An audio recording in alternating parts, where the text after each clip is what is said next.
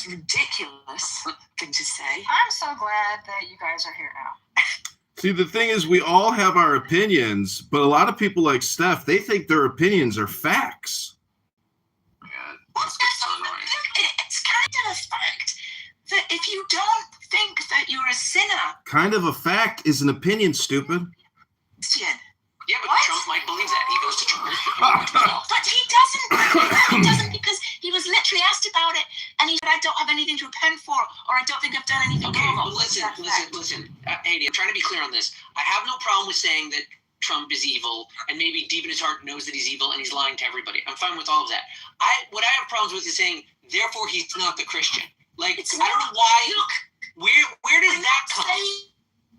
Where does his wickedness remove him from the culture that he's saying? He's not a Christian because he's evil.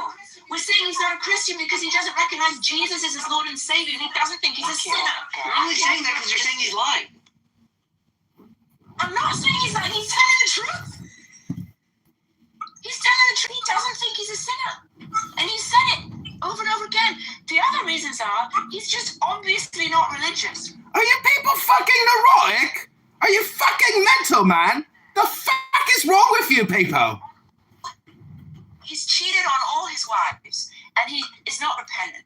He doesn't think there's anything wrong with any of his babies. Are you fucking mental? Y'all from the jail, and I'm not playing. Please don't look at your dick again. Raven, can you text me right quick?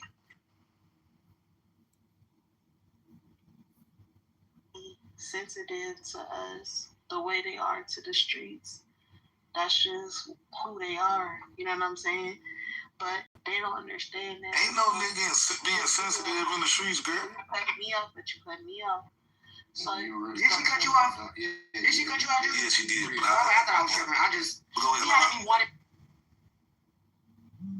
Okay, this is Trump as a God King, the best Christian of all time.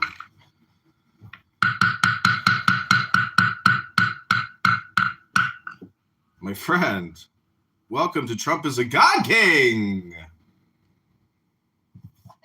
I almost actually was trying to contribute to that conversation, and then I stopped myself and I realized this is retarded, and I'm not gonna try to contribute to this conversation because it's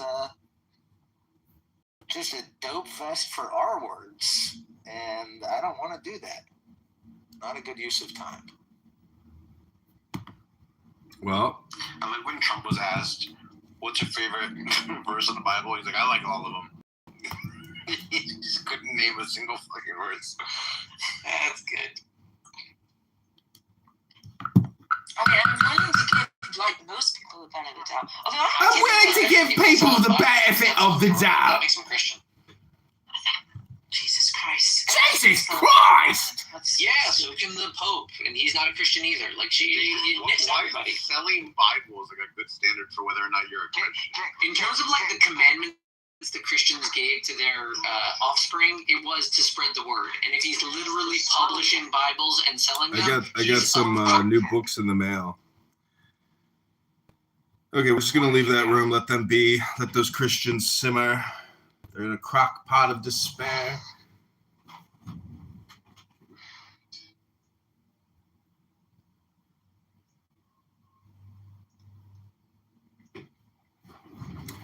Okay, this is The Secret Wisdom of the Kabbalah, a study in Jewish mystical thought by J.F.C. Fuller. The beings who live below say that God is on high, while the angels of heaven say that God is on earth. This is book number 93 of 200 limited copies. Preface: this small book is in no sense a treatise on the Kabbalah. Instead, it is a speculative study on one of the several secret doctrines which it contains, and I believe the key doctrine of all the others. Should this be correct, then it follows that unless this doctrine is understood, the whole symbolism of Jewish mysticism must remain obscure. And it is this mysticism, so it seems to me, which constitutes the foundations of Jewish culture and Jewish aspirations. Granted that this is so, then it follows that the idea elaborated in this book is one of considerable importance, even if many of my interpretations are faulty, even if the whole of my readings are wrong, which is unlikely. This in itself does not necessarily invalidate the idea. For example, Columbus believed that the world was round, and he set out to prove it. In doing so, he discovered a new world, which, though it did not at the time actually confirm this idea, established a stepping stone to the circumnavigation of the globe, which did confirm it in an obvious and uncontradictable way. So also in this book, I have set out to penetrate the mists of Kabbalistic learning, not because I presume to be an adept in its mysteries, but because I suspect that they hide within them the idea of a new world conception, an idea which for 2,000 years has been struggling to take form. Should I be right in this belief, then it follows that once this form consolidates, from out of it will emanate a new ideology, which will exert so stupendous an influence upon our lives that it will constitute a world revolution. Nevertheless, I do not intend to touch upon this possibility in the present work, for all I will attempt to show that the idea is valid. Therefore, my object is solely to examine and explain it in order to establish it as a fact.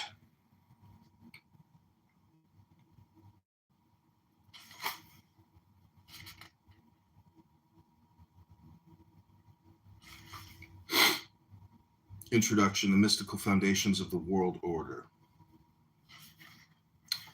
Life is shrouded in a mystery. This is the fundamental fact which confronts us. We live in a cave with our backs to the light, and as Plato said, our knowledge is nothing more than the shadows which play upon its walls. What this mystery is in itself we cannot tell. All we know is that it exists, and ultimately all we know of ourselves is that we exist. If we call this mystery God, the infinite transcends the finite. The relationship between them can only be expressed in symbols. That is in finite or rational terms. If in the place of God we write reality, nature, unknowable, zero, it matters not one whit. The equation is just as obscure, for all we have done is to replace A by B, C, D, or E. Not knowing what these letters mean, the symbol has changed, but what it symbolizes remains as inscrutable. Granted that this is so, then it follows that our intellectual lives are purely symbolical existences.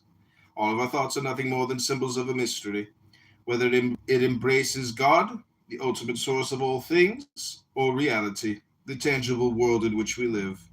All are, in fact, equidistant from what they represent and are consequently of equal value from the point of view of the omnipotent. Though the words differ, we are saying no more than that God is. All these words, symbols, are of equal value because they in no way uncover this mystery. They're represented. These symbols are by no means equidistant from the mind of man, which is not archetypian. That is to say, it is forever changing its intellectual forms. Whilst at one time, one set of symbols keeps it in tune with the mystery. At another time, a different set of symbols can also do so.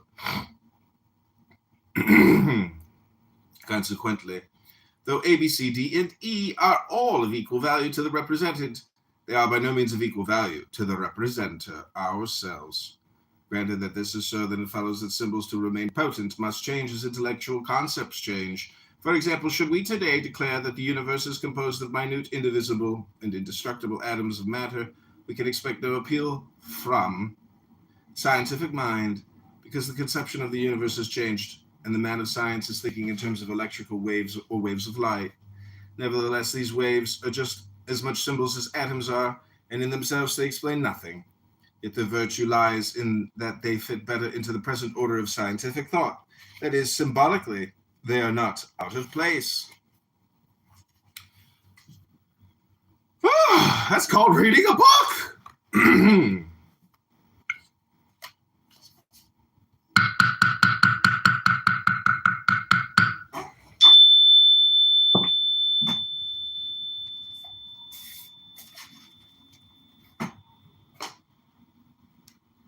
Book.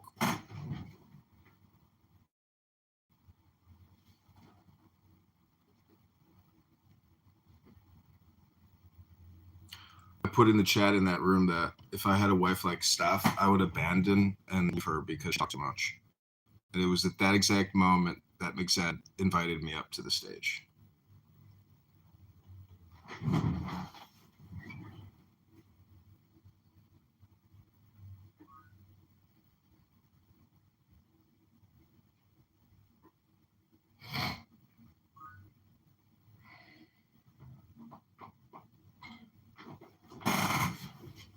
Michelle. Oh, Michelle, my darling Michelle. We were just studying the Kabbalah, the philosophy of the Jewish mystics.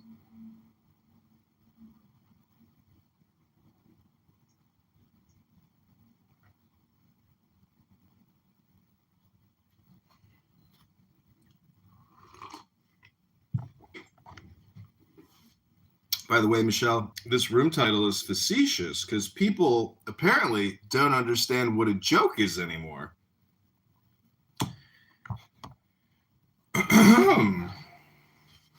Okay, this is page number 2. As long as they maintain their place. Oh, Oscar Grant. They maintain their attractive power by bringing the mind into contact with the mystery. So long as this contact endures, an equilibrium is established between the mystery and the intelligence. Welcome, Michelle.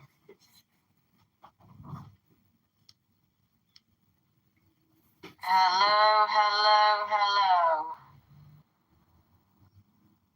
Can you hear me? Hello? Hello? Hello? Hey. Are you streaming this on any other channel? Yes. What is the point of doing that exactly? She laughed. Should have just said no, then I guess she would have stayed, right? Because you believe everything, right?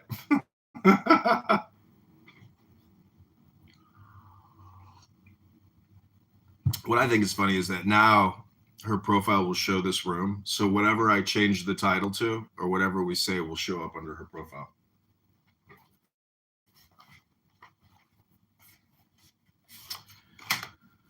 Okay, this is a continuation of page 2 until we were interrupted with, "Are you live streaming this to YouTube?" And the mind is held, as it were, in a state of wonder, that is, of life or attraction, so long as the equilibrium lasts, that is, so long as faith in the potency of the symbol is overwhelming. Contentedness monopolizes the life of man, but directly this faith declines, discontent intervenes, and it is in discontent that must be sought the origins of all world revolutions. Why is this so? Because the finite can only find succor in the infinite, potent in the omnipotent, the limited in the unlimited, the mortal in the immortal, the child in the mother. Cut away the greater, and the lesser is bereft of hope. It is like a ship drifting on a shoreless sea. She may be well built, well stocked, and bravely manned, yet her destiny is foreordained, having no port to put into. Sooner or later, she and her crew must sink beneath the waters and be lost forever. When this doom encompasses mankind as today it would seem to encompass it, man does not so much wring his hands in despair as drown his hopelessness in physical enjoyments. Let us eat and drink, for tomorrow we die. Become the passwords of the age, and the more this obsession gains sway, the less does wonder illumine his path. Until the age enters its eclipse, love becomes lust, the noble ignoble, the beautiful hideous, the generous selfish, and all is lost in the scramble of greeds. It is in this dismal darkness that Satan materializes, and Satanism becomes a cult. The symbols go on, potent, impotent, but now they are turned upside down, for fear is hope reversed. What causes this vacuum into which fear rushes? A breakdown in the equilibrium between the mysterious and the intelligible. And there is the greater mystery between God and the mind of man. So also is there the lesser mystery between mind and the body of mankind. The knowing are few, the ignorant are many. What to the one is supreme goodness, to the other may prove to be deadly poison. As Adam, eating of the tree of the knowledge of good and evil, lost Eden, so throughout the ages have the wise kept wisdom to themselves, imparting to the multitudes only just sufficient knowledge to fill them with wonder, guarding against giving too much, lest wonder intoxicates them and turns them mad. When this wisdom has been observed, an equilibrium has been established in the social order, and when it has not been observed, chaos has always held sway. The society or a civilization seldom perishes by the sword. Nearly always it perishes through a defamation of the mysteries which held it in equilibrium.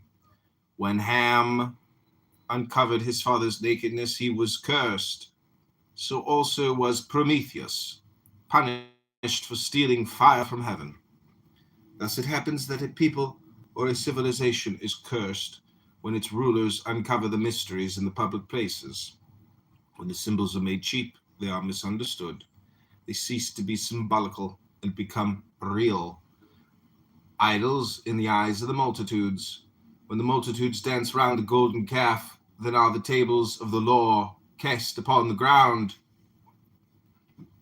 All this may seem strange to us today, when everything is trumpeted abroad, sold for gold. There is no righteousness in the land, when love and lust, sorrow, tragedy, and excitement are sold for a penny in the newspapers, and when all that is sacred and vicious is broadcasted around for much less. The exploitation of the mysteries is the order of this age. There is no secrecy, except that of exaggeration and untruthfulness.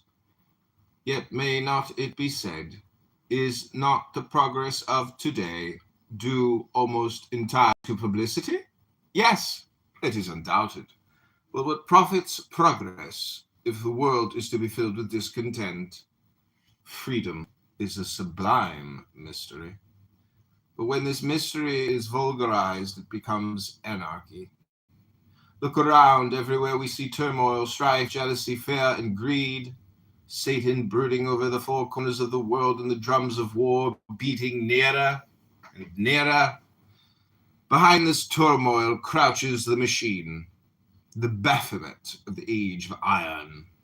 He should have been the servant of man, yet he has become his master. He should have mitigated the curse of Eden and have transformed toil and labor into leisure and contentment. Why has he failed to do so? Because the mysteries of physical science, having slipped the leash of secrecy, have, like Menids, coursed madly about the world. Once the searchers after the mysteries of nature worked in a gloom of fear, locking away their knowledge in ciphers and cryptograms. Now they stride into the laboratories, seeking to transmute knowledge into gold. When the people cannot understand their jargon, they fall back upon the pen of the novel writer, transforming scientific fact into romantic fiction. Why has science failed us? Because the wisdom of the few has been cast like pearls before the swinish ignorance of the many. The intellectual evolution of the masses has not kept pace with the physical evolution of the scientists. A new body has been built, a body of titanic power, yet it is still inhabited by a mind which belongs to a far less powerful instrument. The result is a moral disintegration, a throwing out of balance, out of focus, out of equilibrium. Chaos surrounds us because the mysteries have been communicated to those unworthy to receive them. And not until the new body is endowed with a new mind will a new soul be born within it. Such an equilibrium can alone be established through wonder, stepping out from the finite towards the infinite. A transmutation of Satan to God.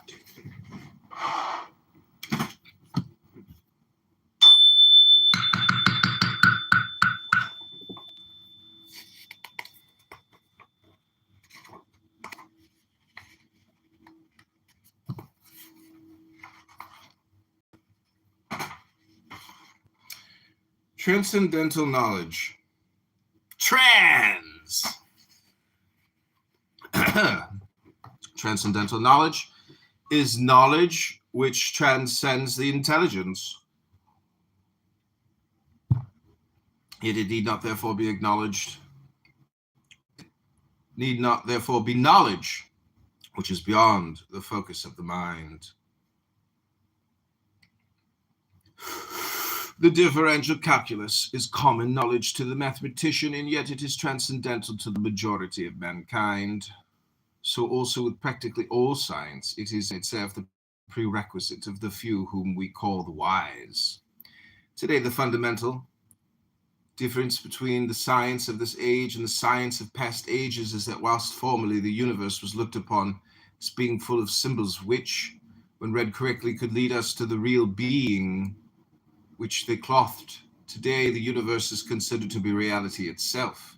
A tangible being is something which exists separated from us and which we can probe with our physical senses and take apart and put together again as if it were a machine. The mystical conception has been replaced by the mechanical conception, and yet in itself the mystery remains as profound. Aziz, welcome to the room. Aziz. Hello. Aziz, Hello. Aziz, would you like to comment on the title of the room? I mean, he did say he was going. He said he was going to hell.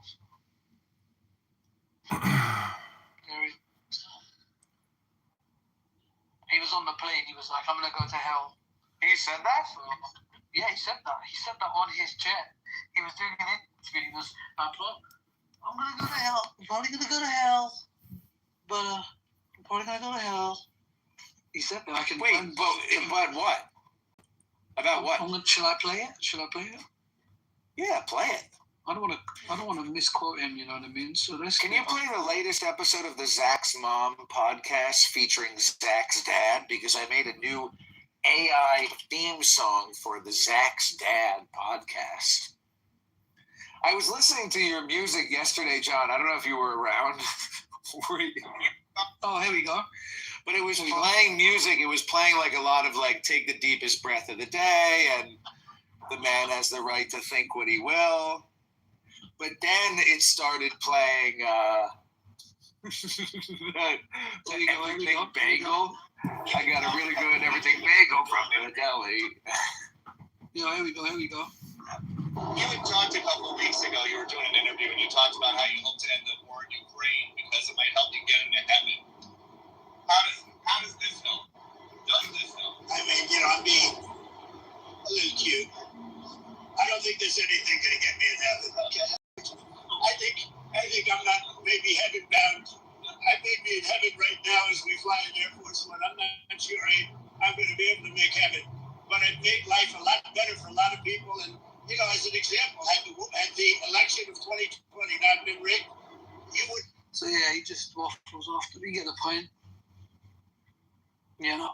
Well, I think that's showing humility. Do you think you're going to get to heaven, Aziz? Yeah, I think I'm a great person. Yeah. You think you're going to get to heaven? Mm-hmm. Yeah. Haven't you called me like a scumbag or like a cockroach or something, or an F word? Haven't you called me the F word? Yeah. Well, do you think that's nice? Do you think that that's very good? No. Do you want to repent? Would you like to take this opportunity to repent? I've accounted for my sins. You've accounted for your sins of calling me the F word? Yeah, I think in the moment I felt you deserved it, You think that your savior, whoever it is, the Muslim version of Jesus? Mm-hmm. Well, you guys have like a Jesus type? Jesus. We believe in Jesus, so we don't have a version of Jesus. We actually. Does your heaven have gates? Are there pearly gates, or is it like are there gates of heaven? I mean, there's definitely a list of people that can't get in, people that can. So it's gated in that sense. What about you? You're a Jew, right? Do you believe it? You don't believe in heaven, right? There's no real heaven, right?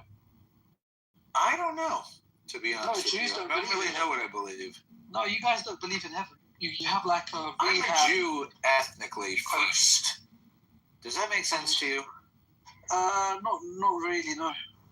Well, so, for example, you're a fucking Paki, Mm-hmm. right? So, you're a Paki first. No offense. I'm not offended. No offense. I know you're a British guy. You're born in London, right? And you're a fucking Jew. Exactly. That's my point to you. But, were you born in London? I was born in London, yeah. So what is the religion? I guess Pakistan is the same religion. So you guys all have the same religion. But like... Predominantly. Well, I was raised to be very Jewish, but I wasn't really raised with the Jewish religion so much.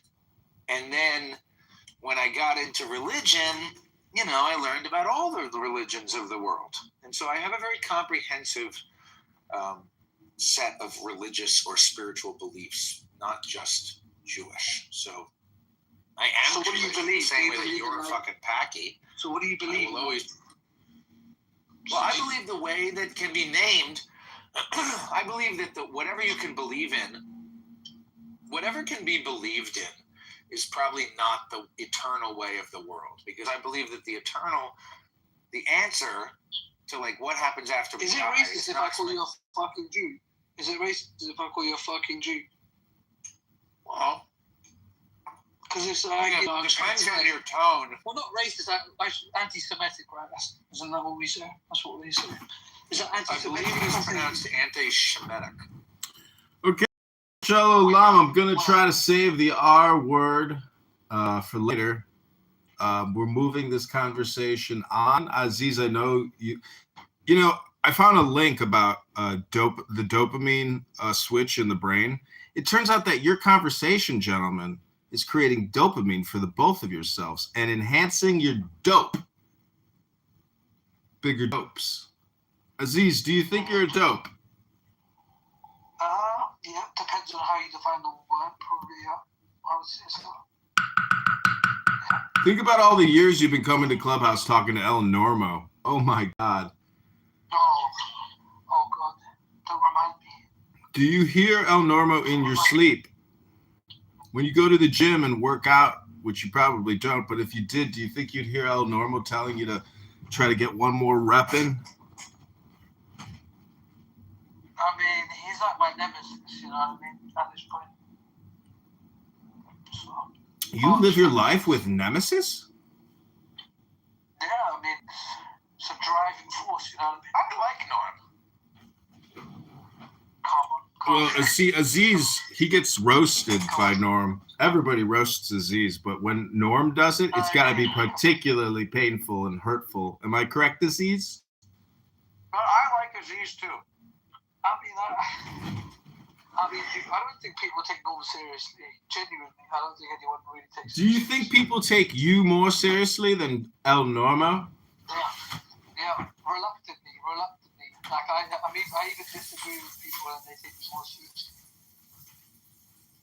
Yeah, I do. I do think they take me more serious. Yeah. I mean, he just very obnoxious, you know what I mean? He's a very obnoxious man. So, you know. And he hasn't mastered the art of communication, you know what I mean? There could be 40 people in the room. He's doing his little Hollywood director fucking get in the jacuzzi type thing. You know what I mean? So... But to be fair, I'll give him credit. Because obviously in London we have we have Jews in London, but they're kind of like I don't know what you would call them. Like they have the sideburns and stuff. We have those Jews around. But he's the kind of Hollywood director archetype. We don't really have them. So he definitely you know what I mean, he lives up to that kind of thing. So I'll give him credit. Something different. You know.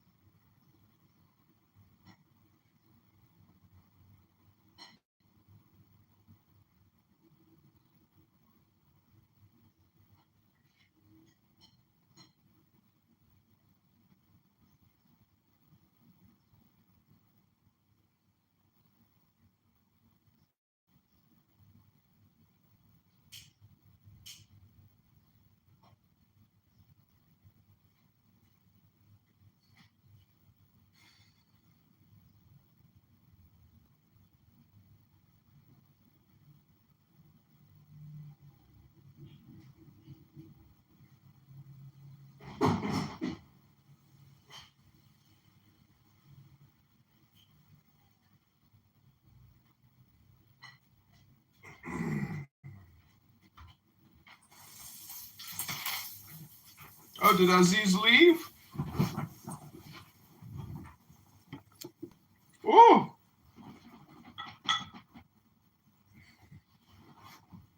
The dopamine dried up. The history of dopamine.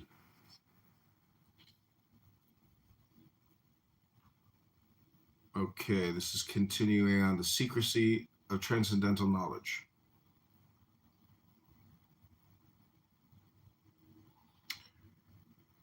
So with practically all science, it is in itself the prerequisite of the few whom we call the wise. Today, the fundamental difference between the science of this age and the science of past ages is that whilst formerly the universe was looked upon as being full of symbols which, when read correctly, would lead us to the real being which they clothed, today the universe is considered to be reality itself, a tangible being, something which exists separated from us, and which we can probe with our physical senses and take apart and put together again as if it were a machine. The mystical conception has been replaced by the mechanical conception, and yet in itself the mystery remains as profound. Christ understood this when he said, "Give not that which is holy unto the dogs. Neither cast ye your pearls before swine, lest they trample them under their feet and turn again and rend you."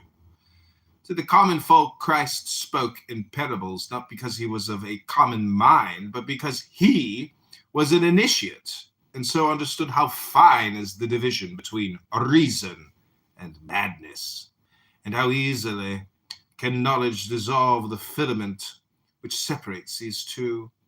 This essential wisdom, and wisdom is largely the application of knowledge to circumstances, has always been realized in the East amongst the Jews, and Christ was of that race.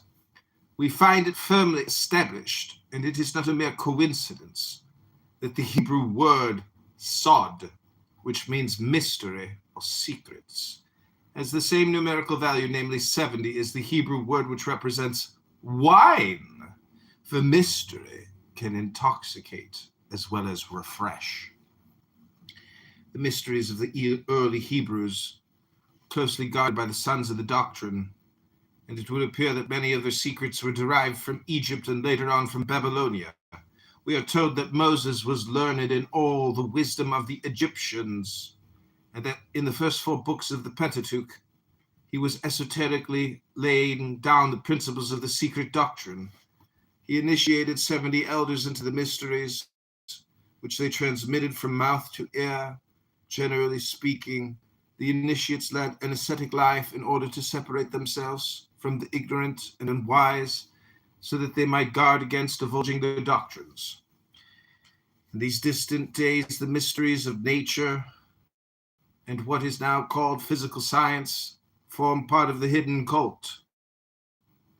Thus Pythagoras, Anaximander, Nicetas, Heraclius, Aristarchus, Selenaeus, and Ecphantus believed in the rotundity of the earth or in its movement.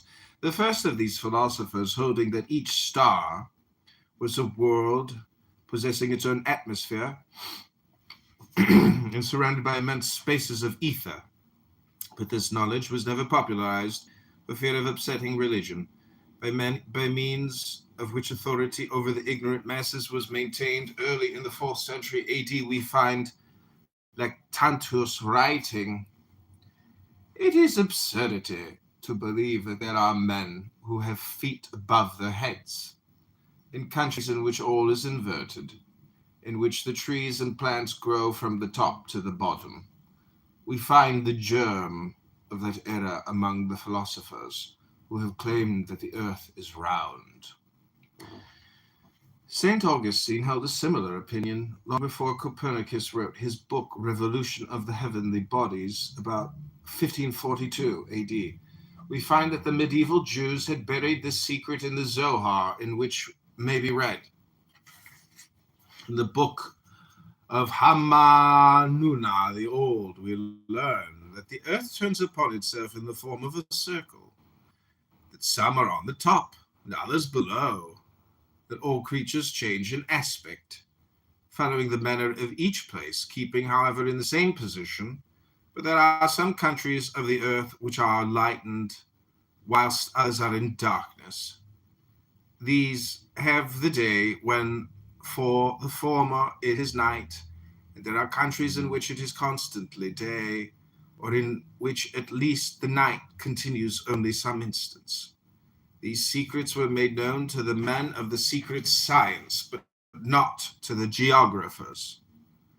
Though refuted by Origen, Celsus was undoubtedly right when he declared that the primitive Christian church was possessed of a secret system, and Weishaupt, the supposed founder of the Illuminati, may not have been altogether wrong when he said, "No one has so cleverly concealed the high meaning of his teaching, and no one finally has so surely and easily directed men onto the path of freedom as our great master Jesus of Nazareth.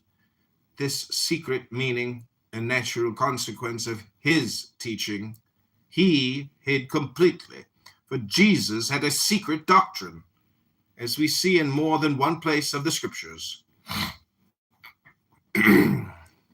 Whether this is so or not, there can be no doubt whatever that the Bible is a mystical work containing a secret doctrine which is only known to those who have been initiated into it.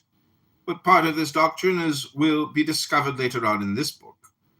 From this brief excursion into the past, it will be seen that secrecy has played an important part in human history. The idea that all knowledge should be divulged and broadcast among the masses is something quite modern, even as late as the 17th century, when Leibniz published in the Acta Eruditorum of Leipzig his scheme of differential calculus. He did so in such a way as to hide both the method and object from the uninitiated. Newton did the same with his invention of infinite series and algebra. As far as it was understood by the Arabians, was as a secret known to and hidden by certain Italian mathematicians for 300 years.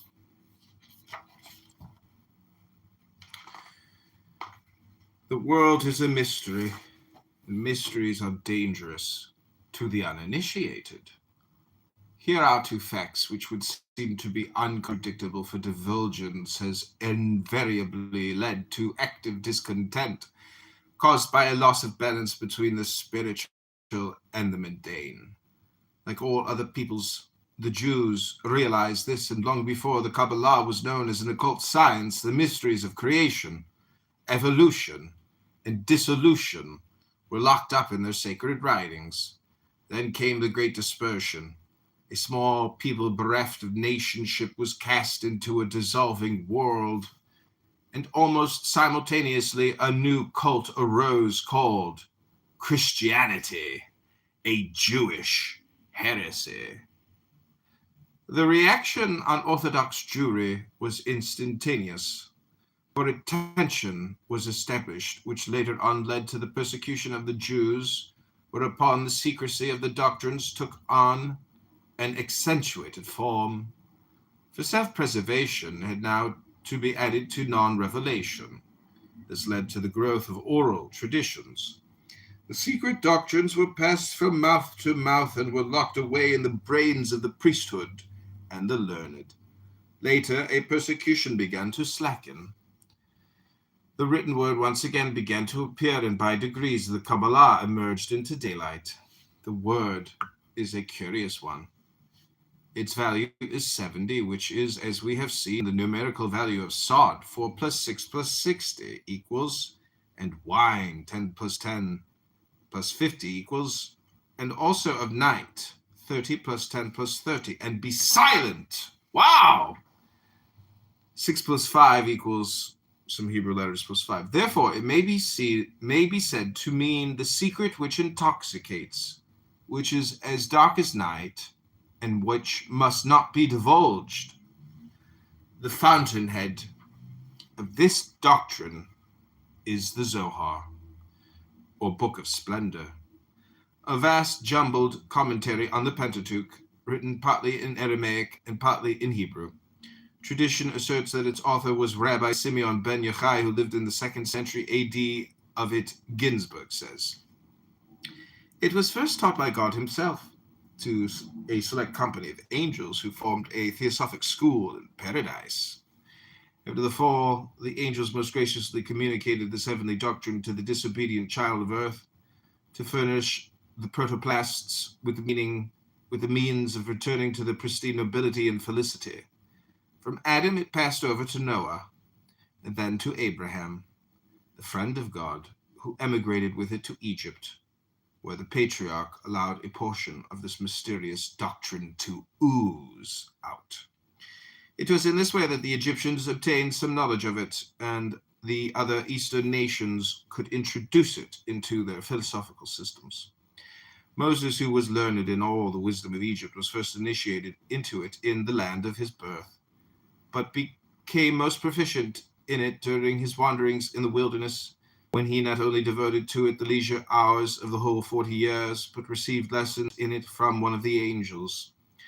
By the aid of this mysterious science, the lawgiver was enabled to solve the difficulties which arose during his management of the Israelites. In spite of the pilgrimages, wars, and the frequent miseries of the nation, he covertly laid down the principles of this secret doctrine in the first 4 books of the Pentateuch, but withheld them from Deuteronomy. This constitutes the former man and the latter the woman. Moses also initiated the 70 elders into the secrets of this doctrine. And they again transmitted them from hand to hand of all who formed the unbroken line of tradition. David and Solomon were most initiated into the Kabbalah. No one, however, dared to write it down till Simon ben Yochai, who lived at the time of the destruction of the Second Temple. After his death, his son, Rabbi Eliezer, and his secretary, Rabbi Abba, as well as his disciples, then collated Rabbi Simon G. Yochai's treatises, and out of these arose the celebrated work called Zohar, Splendor, which is the grand storehouse of Kabbalah, Kabbalism. Turning from tradition to history, though here again evidence is none too secure, the Zohar is attributed to Moses de Leon, a Kabbalistic writer of the 13th century, and quite possibly parts of it were written by him. The whole compilation covers a vast ground and comprises, number 1, the Sefer HaZohar, the Book of Splendor, the main commentary. 2, the Sifra di Sunuita, the Book of the Veiled Mystery. Number 3, the Sitra Torah, Secrets of the Torah. 4, Ra'aya Mahemna, the True Shepherd. 5, the Midrash HaHelam, the recondite exposition. 6, the Tosefta, editions. 7, the Hekaloth, halls of palaces. 8, the Idra Rabbah, the Greater Synod. 9, the Idra Zuta, the Lesser Synod. The first printed editions of the Zohar appeared almost simultaneously at Mantua and Cremona in 1588. Later editions are those of Lublin, 1623, Amsterdam, 1714 and 1805, Constantinople, 1736, and Venice. Of translations, Noah von Rosenroth produced his Kabbalah Denudata in 1677, a Latin version of the Sifra di Sunuita, the Idra Rabbah, and Idra Zuta, which in 1887 were translated into English by S.L. McGregor Mathers under the title of The Kabbalah Unveiled. In 1906, a complete translation of the Zohar into French was made by M. Jean de Paulet. Besides these, there is also the Sancino edition of the Sefer HaZohar. This appeared in English between 1931 and 1934. Of books dealing with the Kabbalah, there is a large number, of which the following is a small selection, which may be useful to the student. Kabbalah, the mystical writings of Solomon ben Yehuda, Ibn Geberol, or Avichebron, Isaac Meyer, 1888. Le Kabbalah ou la philosophie religieuse des Hébreux, Anne Frank, 1889. The Kabbalah its doctrines, development, and literature, Christian D. Ginsburg, Second Impression, 1920. The Holy Kabbalah, A.E. Waite, 1929. The Secret Doctrine of Israel, A.E. Waite, 1913. The History of Magic, Eliphas Levi, 1913. The Book of Formation, or Sefer Yetzirah, Nut Stenring, 1923. The Zohar in Muslim and Christian Spain, Ariel Benison, 1932. A Garden of Pomegranates, Israel Regadia, 1932. QBL, or The Bride's Reception, Fatah Achad, 1922. The Anatomy of the Body of God, Fatah Achad, 1925. Next chapters. Chapter 1, The Wisdom of the Kabbalah. The Kabbalah.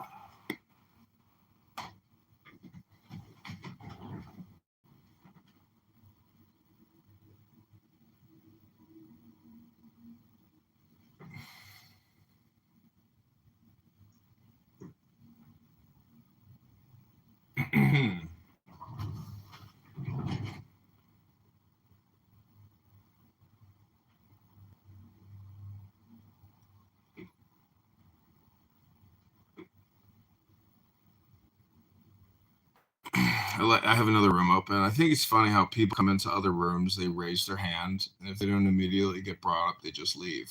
So what does that tell you about dopamine? It dried up, or it never formulated.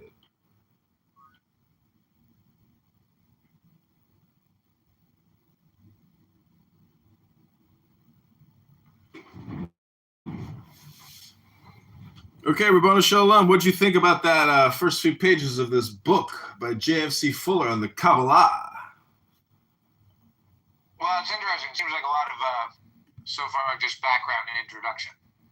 Yeah, but there's things in there about the secret doctrines of Israel you probably never knew about, right? I mean, like Moses and Noah, they're transmitting some type of philosophy. They're transmitting something. Is a fart just air passing over a turd?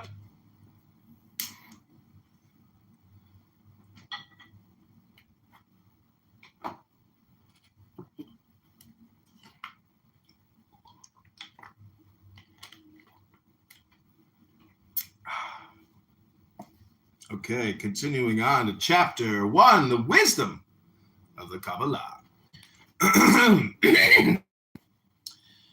The Kabbalah is not a holy book, as are the Vedas, the Bible, and the Quran. It is not a book at all. Instead, it is traditional knowledge. The hidden thought of Israel, which like gold embedded in rock, is to be found only after much labor in many Hebrew works such as the Torah, the Talmud, the Mishnah, the Midrashim, Zohar, and scores of other books, the bewildering nature of which may be recognized in a few minutes by glancing through a Talmudic miscellany by Paul Isaac Hirschhorn. The word QBLH in Hebrew is spelt in many ways, such as Kabbalah, Kabbalah, Kabbalah, Kabbalah, and even though quite incorrectly, Gabela. It is not derived from such fantastic origins as the name of Kapila, the Indian philosopher, or from the name of the goddess Cybele. For the word simply means reception, something received, an oral transmission, an oracle, or the spoken word. And the reason is, as we have already mentioned, that for ages the Kabbalistic doctrines were not set down in writing or print, the Hebrew considering them too secret and sublime a wisdom for the common eye. This wisdom is formed within a vast number of doctrines such as the nature of God, the mystical cosmogony of the universe, the destiny of the universe, the creation of man, the immutability of God, the moral government of the universe, the doctrine of good and evil, the nature of the soul, angels and demons, the transcendental symbolism of numbers and letters, the balancing of complementary forces. All these many problems are divided under two main headings, the theoretical and the practical Kabbalah. The first being again divided into the symbolical, dogmatic, and speculative branches. The first main division, that is the theoretical, is philosophical. The second is magical, and is largely elaborated around the Masse Macabre, the chariot of Ezekiel, and the 4 animals which are also mentioned in the Apocalypse. Out of this magical Kabbalah, much of the magic of the Middle Ages was developed. The speculative or metaphysical Kabbalah is the more important branch. It forms, as Adolf Frank says, the heart and life of Judaism. Covers the evolution, involution, and devolution of the universe in every conceivable spiritual, moral, and intellectual form, and under such symbolism as the spirit cloths itself to come down and then cloths itself to go up. And again, in Ecclesiastes, who knoweth the spirit of man that goeth upward, and the spirit of the beast that goeth downward to the earth? All these doctrines are wrapped up in the most complete secrecy. They form, in fact, the ancient sod, or mystery of the Hebrews. Woe to the man who sees in the Torah, law, only simple recitals and ordinary words, because if in truth it only contained these, we would even today be able to compose a Torah much more worthy of admiration. The recitals of the Torah are the vestment of the Torah. Woe to him who takes this garment for Torah itself. There are some foolish people who, seeing a man covered with a beautiful garment, carry the regard no further and take the garment for the body, whilst there exists a still more precious thing, which is the soul. The wise, the servitors of the Supreme King, those who inhabit the heights of Sinai, are occupied only with the soul, which is the basis of all the rest, which is the Torah itself. And in the future time, they will be prepared to contemplate the soul of that soul which breathed in the Torah. This idea is again set forth in the Zohar in the following allegory. Like unto a beautiful woman hidden in the interior of a palace, who, when her friend and beloved passes by, opens a moment a secret window and is only seen by him, then again retires and disappears for a long time. So the doctrine shows herself only to the elect, but also not even to these always in the same manner. In the beginning, deeply veiled, she only beckons to the one passing with her hand. It simply depends on himself if in his understanding he perceives this gentle hint. Later she approaches him somewhat nearer, and whispers to him a few words, but her countenance is still hidden in the thick veil, which his glances cannot penetrate. Still, later, she converses with him, the countenance covered with a thinner veil. After he has accustomed himself to her society, she finally shows herself to him face to face, and entrusts him with the innermost secrets of her heart. Sod. It is, according to the book of Proverbs, the glory of God to conceal a thing. Gloria Dei est celare verbum. With the lowly is wisdom. That his wisdom belongs to those who have conquered the arrogance of the rational faculty. Moses is looked upon as such a one. He kept the secret law secretly and orally transmitted it to the elect. Also he compiled the public or exoteric law for the multitudes. These two categories of laws are distinct, but frequently the second envelops the first, and as pointed out in the introduction, the uncovering of mysteries before the uninitiated is wrought with infernal dangers, for to do so wantonly is to blaspheme against the mystery of God, as Eliphas Levi writes. Woe to those who lay bare the secret of divine generation to the impure gaze of the crowd. Keep this sanctuary shut, all ye who would spare your sleeping father, the mockery of the of the imitators of Ham. The veil of Isis is not lifted with impunity. Curiosity blasphemes faith when divine things are concerned. Blessed are those who have not seen and have believed, says the great master. The origins of the Kabbalah.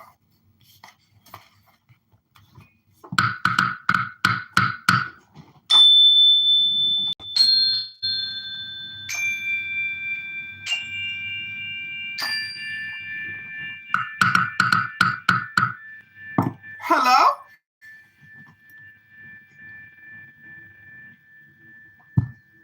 Yochanan, do you want to say anything? Oh, he left. Okay, that has been a reading of the Holy Kabbalah, an analysis by J.F.C. Fuller. We are now on page 11. I've read this book before. It's very good. I actually recorded this whole book already, put it on YouTube, read the whole thing cover to cover, chopped it up, put it all over YouTube, but it is lost in the sea of 100,000 plus John Kitover videos. You'll never see it. It would be impossible to see it because I have obscured it.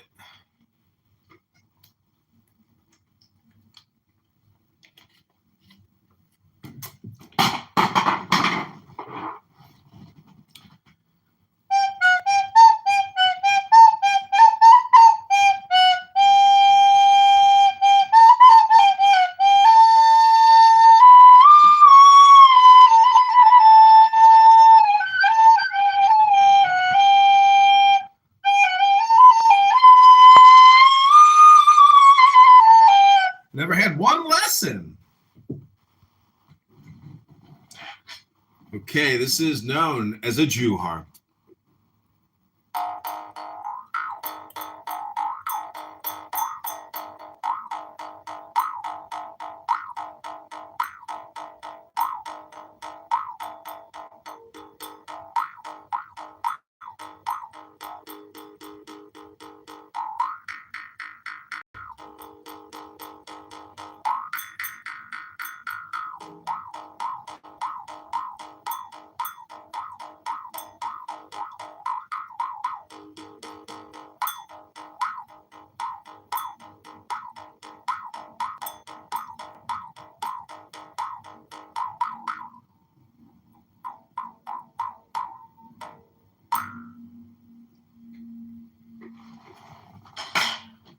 Ribono Shalom. Have you said Ribono Shalom yet today, my friend?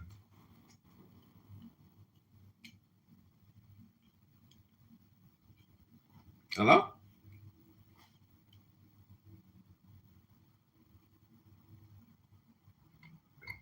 Sorry, I'm working on a basket here. I'm at a crucial basketing stage. Yohanan is back. Yohanan. No, he's not here.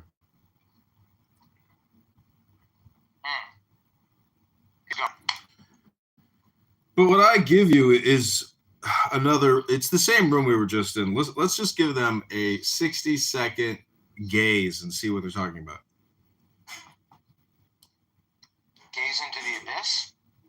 Oh, people have left. They got their full. See, when I was looking up on the church, on like the kind of churches they have up there, they have some really beautiful old Catholic churches in Albany. I might have, maybe I could, when I go, if I take her one day, I want to be able to go there just to see it.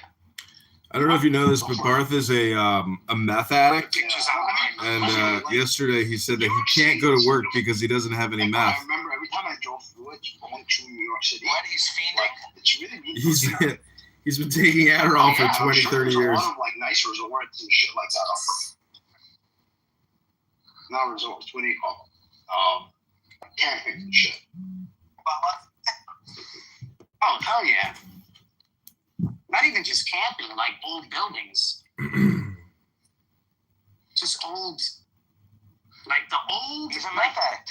Like the old money in this area really is in like Well, the question is, would you rather be a meth addict Westchester or a weed Westchester, addict where I live, and a clubhouse addict? or Connecticut. Isn't Long Island? I'd prefer to be addicted to sobriety, I think, You know, at the end of the day. Connecticut. No, Long Island is an island off of New York City.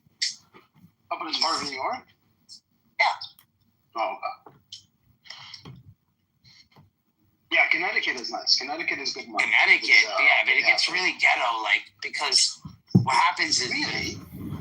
well, because the properties, the land is so far, like put it this way, the estates out in Connecticut are humongous, so much that like 24 people can make up a zip code. Humongous. So in Connecticut back in the day, they had to change these rules. The guy uses a hammer and a They used nail to for a own so living. much To give him a land break, that he's was not a just scholar. you and He's a meth addict on Clubhouse talking about God and Jesus and Muhammad all day, 7 days a week. we wouldn't have to pay any property. This guy has a taxes for the family. He's got a wife and kids. He's on here talking to us more than he spends talking to his family. What kind of craziness is this? Getting ourselves out of everything or having a well or something like that. So they wouldn't have to pay local tax for like fire departments. He or speaks anything. English though, right? And based on Clubhouse standards, he's actually highly evolved. For a long time, these people never paid fucking property tax or anything like that. It's crazy. That's crazy. That's Crazy! what I'm trying to tell you. Like that's like That's rich. Yeah. Some of these buildings in Manhattan too, man, they're from the 1800s. We're lucky if we have any buildings left from like the 1800s. They did construction. Yeah, we have some as well too, by the way. No way! We have like heritage site, like heritage. We call them heritage buildings. Oh yeah. Yeah. Wow.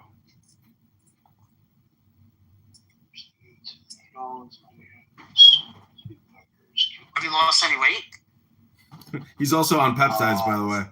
Yeah, I'm good with my weight. Could you imagine losing weight but never going to the gym, my When I friend? started this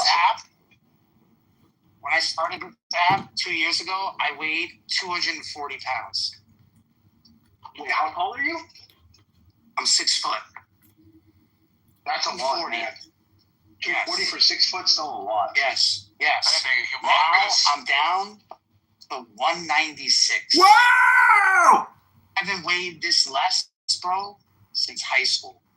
196. I'm not fat. Hasn't weighed this last. Like I have no stretch marks or anything like that. Because I don't know, I guess I'm just a big guy. I was a terrible But No, 196 student in for junior high six foot, when it not came to English and yeah, I'm grammar gonna and get all down that. to 180 and then I'm Just done. I guess I barely got through it, but bad. thank God I started reading books For me, because like, I don't- if you suck at grammar and you suck at words and communicating, oh my God, there's this thing called a book. And the more you read, it turns out that you're like absorbing what people are writing who are gifted writers. That's all right. I lost a little bit of my legs and shit. I don't think it's like necessary for me to have The legs are the most my important, quads. especially as I you don't think age. my quads have to be fucking maxed out anymore. I'm not riding a BMX bike anymore. Legs are the most important, especially as you age. I'm not roller skating anymore. No, man, but you're going to be carrying your body around for the rest of your life. Yeah, of course. Yeah, that's why legs are really important. Really? Of course. I think your knees are the most important. The fuck do you think a leg Getting is? ourselves out of everything or Everything having is a well. My friend, he was also a prisoner and he was put in solitary confinement for an extended period of time. Like, drink collagen, you know? Bone broth, shit like that.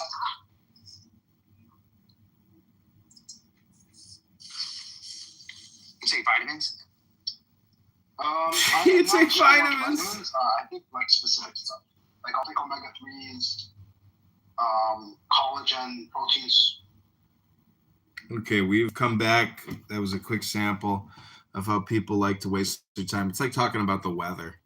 Can't stand when people People will talk about the weather for 25 minutes. It's just awful.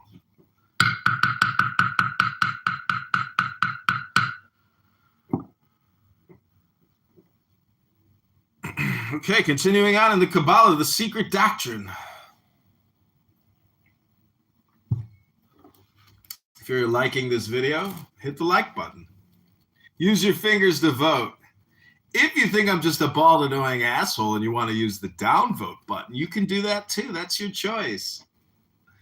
That's a you problem, though, because there's no such thing as a downvote or a dislike anymore in the world of positive optimism and positive logic, I guess.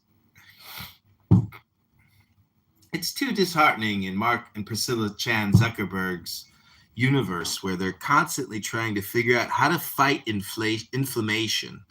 Not even inflation, but inflammation. And why do they have to fight the inflammation? Because they have spike proteins floating endlessly in their bloodstream, coagulating in all the soft tissues of the most susceptible and subtle parts of the human body.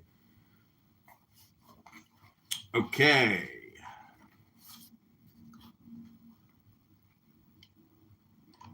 The origins of the Kabbalah. The origins of the Kabbalah are primeval. They are lost in the mists of legend, magic, folklore. They have grown through a process of mystical integration until they have absorbed all the great myths of the world.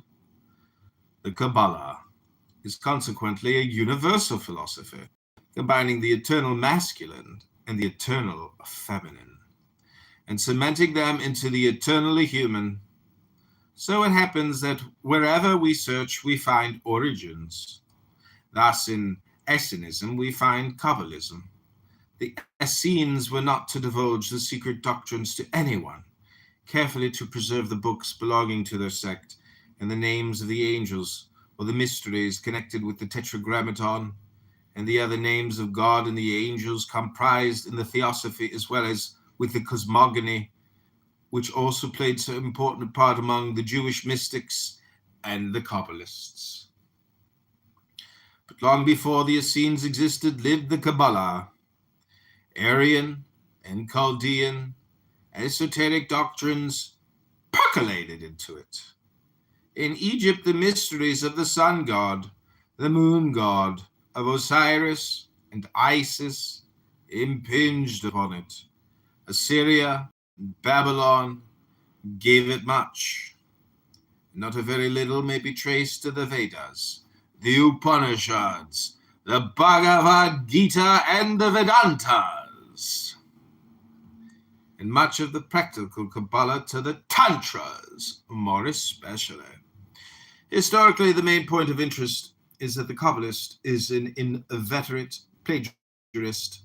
He never hesitates to copy, to absorb knowledge from outside. His doctrines, being secret, are vastly attractive. They suck in all mysteries, digest them into a universal form. Consequently, there is both grist and chaff in the Kabbalah, a medley of wisdom and nonsense which often defies separation.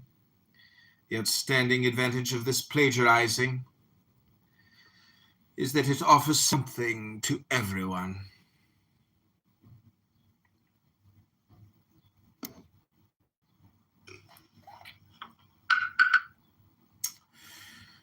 Consequently, the Kabbalah has developed into a world-embracing philosophy well adapted to the ideals of a world-scattered race. In it will be found Hinduism, Taoism, Buddhism, Zoroastrianism, Christianity, theism, deism, dualism, agnosticism, pantheism, Satanism, spiritualism, and atheism, for every cult except polytheism, as burnt offerings on the altar of the Kabbalistic mystery, magically depicted in the form of the pan-like Baphomet. It is this extraordinary universality which it is important to remember, for it has been the binding force which has kept Judaism intact. It has waterproofed it against solvent influences. Further still, the Kabbalah does offer to humanity a world religion or cult in a silent and secret way. Its doctrine is the conquering mystery of the life force.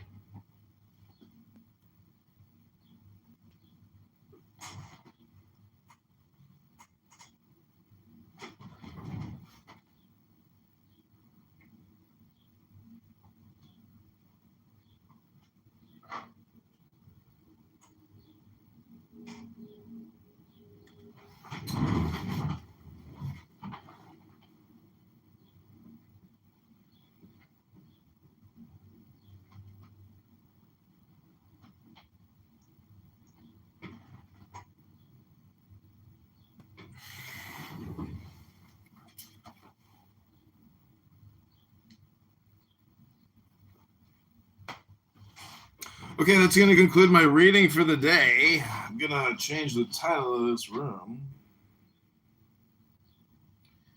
We're going to call it John Kitover. Chicago Mayor Vote.com.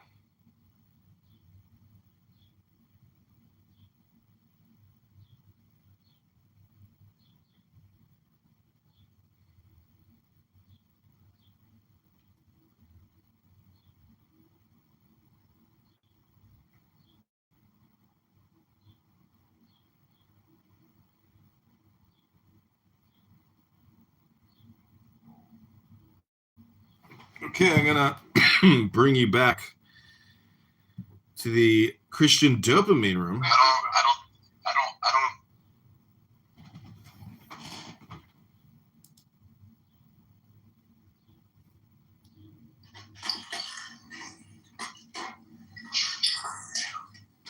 Why would you use baby oil? Isn't there other better lubes or whatever that you'd use? Like, I'm a little confused by that.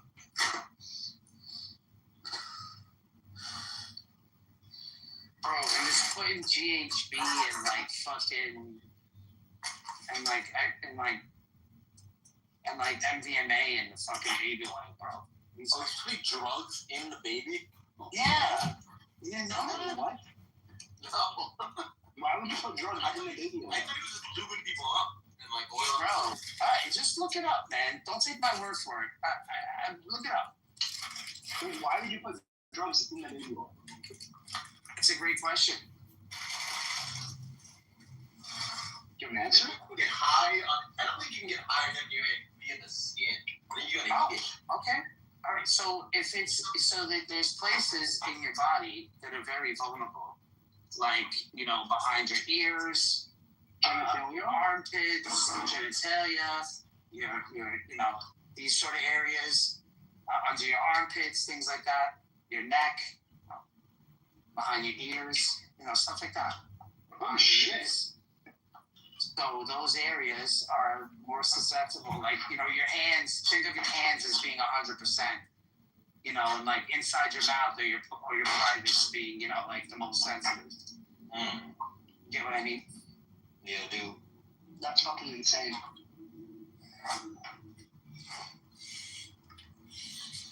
That is fucking.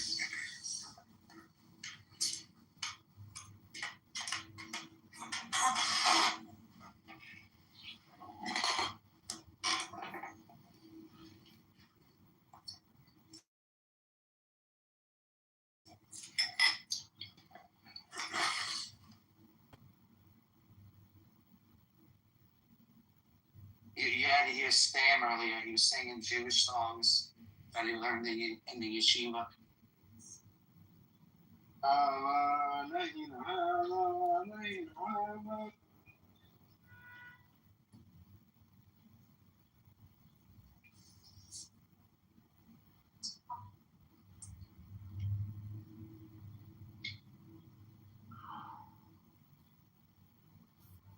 talking about Rome. Like in Rome, infanticide was a very common practice. Okay, can you go get something and like just put that up so I can put that up there real quick? Yeah, I can find something. I mean, infanticide was pretty big. Why do you think Christians were against abortion? Because of infanticide. Well, why don't we also, while we're waiting for this wonderful little link from Donnell here, what also just Once again, hold on one second, Kitty. I'm sorry. Like once again, I'm making a cultural argument. Like that's still going to defer to some kind of cultural phenomena, right? And then it became like even in the same scenario here, you know, it's still reduced. Like you wouldn't say that, so. But get on it for the conversation. Yeah, I'm happy to go on this. Sure, fair enough. What were you going to say, Kitty? really, honestly, it's more or less to everyone, but especially Carlos, who has this weirdly unique concept of treating. No, I firmly believe that you are understanding that life happens at fertilization, which is beautiful. But oh, great! Now there's 2 Johns. But then I just don't see how you cannot make the correlation between that. And if you look at abortions, and I'm saying over the course of the past decade in America, the numbers are not traveling down; they're going up. So it went from like 95% to less than 95% from education, from for being performance of it, for having Planned Parenthood and everything else. That less than 95% are due to these heinous acts such as rape, incest, or, God forbid, the mother dies, or the baby and the mother dies. So you're looking at less than 95%. Over 95% of all abortions in America. Hello, Mikey Regal Green Bean. Put me in the queue after Kitty's done. I'm done. You can go on, but I'm just saying. I just want to say based in abortion. Kitty. Or was that just a comment? I was requesting to be put in the queue with the other speakers. If Glorious Green Bean Regal could put me in the queue. Okay, but Universe, you're also Aleister Crowley, so. Yeah, why are there 2 of you? 2 of you. You can't be 2 of you here. Well, the Oracle doesn't have to answer every question. I'm requesting 60 seconds to read from what's called a book. So what was your point about Carlos, please. What was your point about the 95% that they represent? They don't like the 5% of like the rapes and the. Well, we're looking at less than 5%. Less than 5% of these so-called intruders, like you're talking about. So that means over 95% are not intruders. These are, a miracle of life. This is something that it takes an actual physical action of a wiener going inside a vagina and ejaculating. That's disgusting. That's well, you know what's more disgusting? People killing babies. Okay, I'm done. Yeah, so I'll go after Carlos. I'm gonna go after you. Yeah, as I was saying to Regal just earlier, like I think it centers around consent. So when someone doesn't consent to the pregnancy, they may then view it as an intruder. So it wouldn't just be that 5%. A lot of the typical intruder cases, it would be, I don't want this pregnancy, I don't want this in my body. Therefore, the intruder analogy. It makes sense. In those 3, actually. That sounds very convenient. That sounds very, very convenient. It means that it is a physical action of a conscious decision, a responsible decision that one is making. And I'm saying that literally overnight. This conversation's going to stop. Oh, I don't have to stop it. I'm just wondering, what's it about? The hokey pokey. Does anybody read books anymore? Or people just talk all the time, endlessly? Yeah, welcome to Earth. Big Ed, what would you say are the secret doctrines and teachings of the Jewish people? Endlessly talking. Yeah, what else are we supposed to do? Mixed, are you familiar with the secret teachings and doctrines of the Jewish people? No, it's silence. No, it's. Do you know gematria, what the number 70 means, Mixed?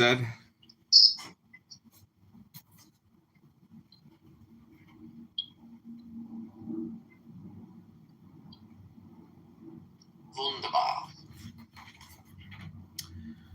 The word is a curious one. Its value is 70, which is, as we have seen, the numerical value of sod and wine, and also of night, and be silent.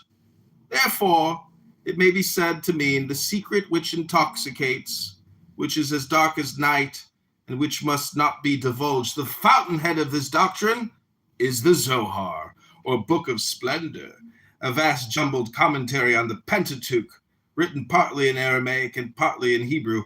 Tradition asserts that its author was Rabbi Simeon ben Yochai, who lived in the 2nd century AD.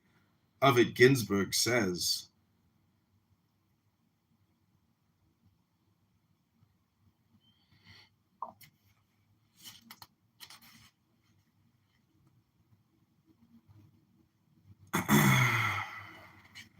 like all other peoples, the Jews realized this, and long before the Kabbalah was known as an occult science, the mysteries of creation, evolution, and dissolution were locked up in their sacred writings. Then came the Great Dispersion. A small people bereft of nationship was cast into a dissolving world, and almost simultaneously, a new cult arose called Christianity, a Jewish heresy. The reaction on Orthodox Jewry was instantaneous, for a tension was established, which later on led to the persecution of the Jews, whereupon the secrecy of the doctrines took on an accentuated form, for self-preservation had now to be added to non-revelation. This led to the growth of oral traditions.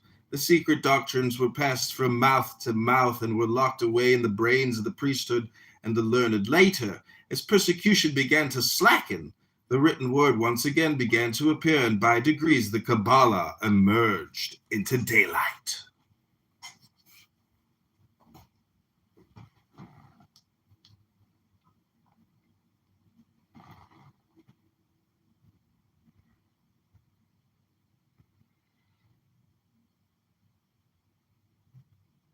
Hello?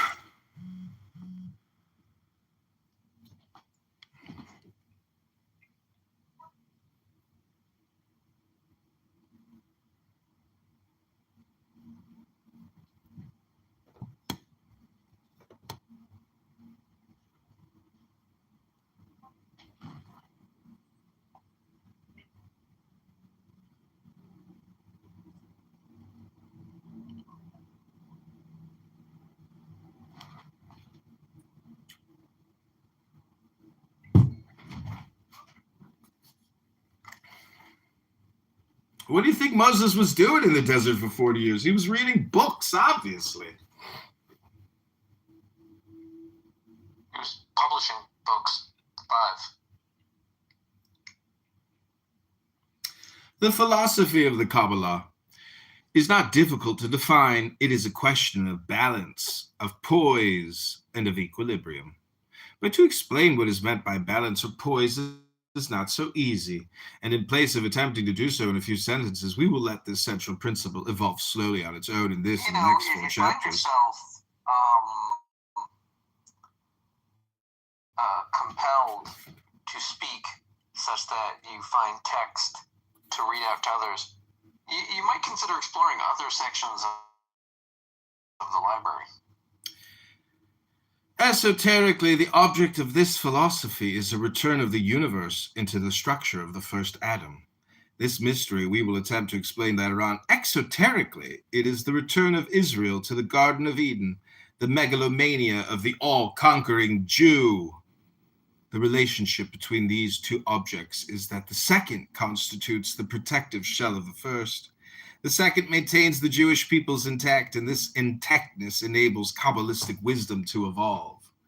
Outside this protective duty, the second has no relationship to the first, no more than the shell of an egg. Lifeless substance has a relationship to the yolk within it, living substance. That the Israelites will find the promised land in the conquest of the world is a lie which protects a sublime truth, the reabsorption of the world into the pure Spirit of God. To the masses of the Jewish peoples, such a statement will be considered blasphemous. Yet in the Zohar we read, with his ordinary understanding, man cannot understand the revelation of mysteries. All that I am about to reveal to you can be revealed only to the masters, who know how to keep the balance because they have been initiated. The shell, the white, the yolk from the perfect egg, the shell protects the white and the yolk feeds upon the white. And when the white has vanished, the yolk in the form of the fledged bird breaks through the shell and presently soars into the air. Thus does the static become the dynamic, the material, the spiritual. If the shell is the exoteric principle and the yolk the esoteric, what then is the white? The white is the food of the second, the accumulated wisdom of the world centering around the mystery of growth, which each single individual must absorb before he can break the shell. The transmutation of the white by the yolk into the fledgling is the secret of secrets of the entire Kabbalistic philosophy. Know that all the upper and lower worlds are comprised in the image of God, we read in the Zohar. Here we have 1, a unity, the image of God. 2, a duality, the upper and lower worlds. 3, a trinity, the upper and lower worlds and the image of God. Number 4, a quadruplicity, the Noah, Kitover, the upper world, the lower world, and the image of God. Yet this quadruplicity is in itself a duality. The Noah and the image of God, because this image includes the upper and lower worlds. The absorption of the Noah and the image is the great work, the reestablishment of unity or equilibrium. Concerning the first of these two dualities, Isaac Meyer writes, the basic element of most of the ancient and to this day of many of the modern religions of the world is the idea of a perfect, invisible universe above, which is the real and true paradigm or ideal model of the visible universe below, the latter being the reflection, a simulacrum or shadow of the invisible perfect ideal above. This idea was fully understood by the ancient Egyptians, as was shown in the deities Nut or Nath, the upper world, Shu or Ma, the intermediary, and Seb, the earth. In India, the same idea is fully set forth in the esoteric books of the Vedas called the Upanishads. It is the supreme ideal Brahma, which is the only true, manifests itself first in Brahma, Vishnu, and Siva, past, present, and future time, and through these in the visible, the last being Maya, or illusion. The temples of most of the archaic peoples of Asia and Egypt were intended to be visible copies of the heavenly temple, the starry firmament called templum, and the same idea is visible in those of the Hebrews. Philo and Josephus represent the temples of the Israelites. It's typical in the visible universe, and this was based on the invisible universe. Amongst the Mohammedans, we find the same idea. The first thing God created was a pen. Indeed, the whole creation is but a transcript.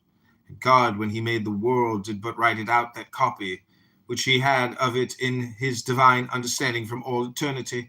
The lesser worlds, microcosmos, or men, are but transcripts of the greater, the macrocosmos, as children and books are the copies of themselves. God takes upon himself spiritual form in the act of creation, which is pure light transfigured into visible light, which is the relationship between the eyes and pure light. Pure spirit can only be sensed as a relation, which we call spirituality, the relationship between the third eye and spirit. God to this third eye is not nothing, he is all things. For when this eye is open, he can be seen everywhere. The idea ex nihilo nihil fil from nothing nothing is made is abhorrent to the Kabbalah.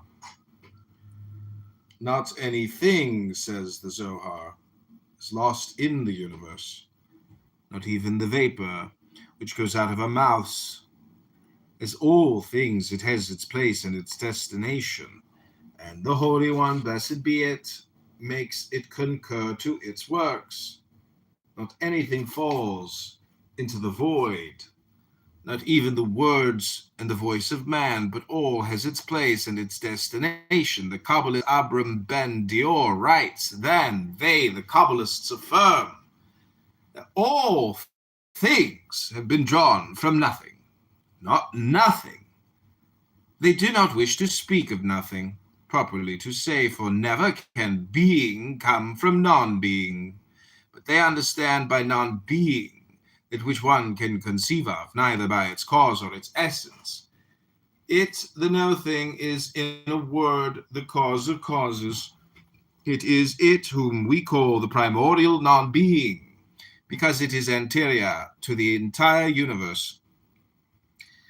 Though the Kabbalah recognizes but one primordial cause, it also recognizes two complementary elements, the one incorruptible and vital, which reveals itself as a spiritual energy, and the other corruptible and inert, always tending to dissolve and return to its original atoms.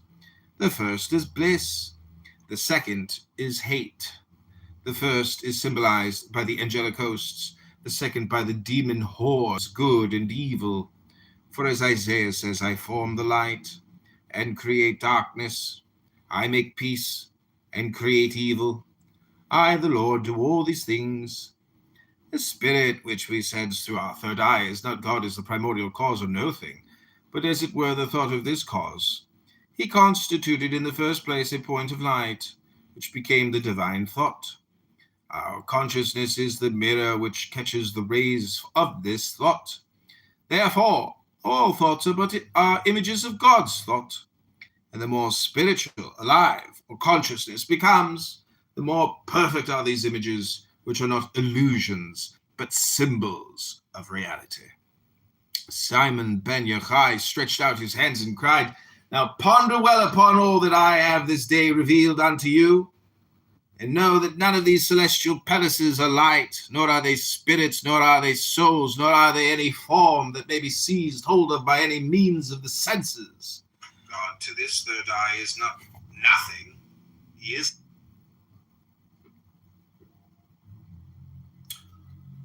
Know that the palaces are thought seen through curtains. Take away the thought, and the palace becomes nothing that the mind can grasp, nor the imagination picture.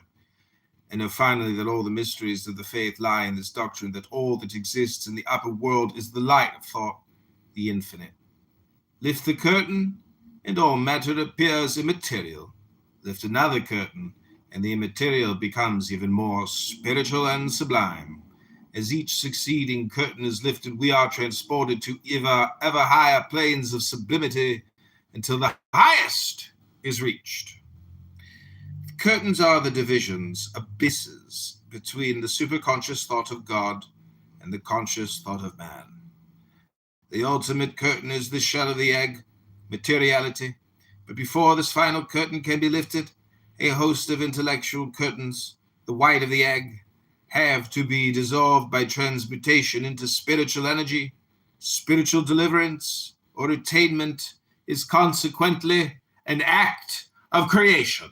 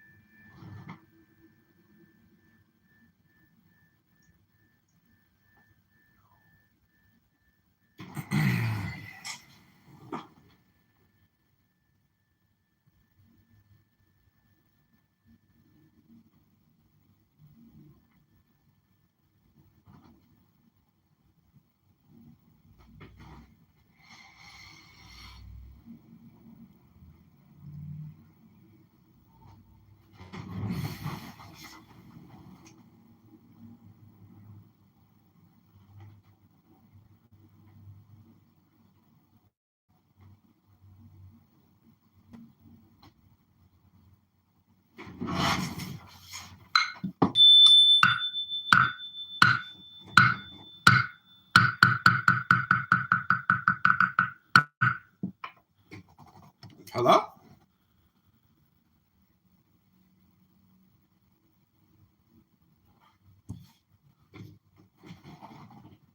Hello? Hello?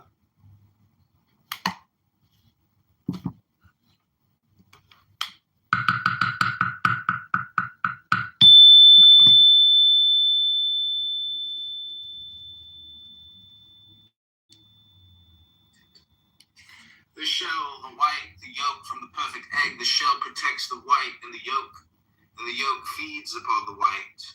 And when the white... Welcome to the show, Nizam.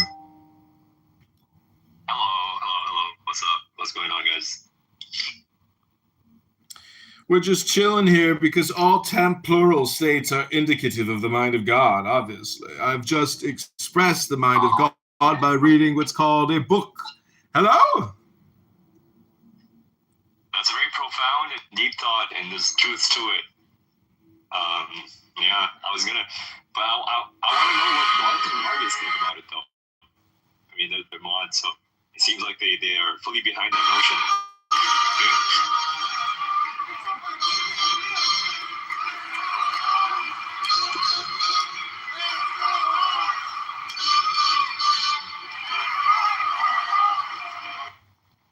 And they're not available. That's so sad.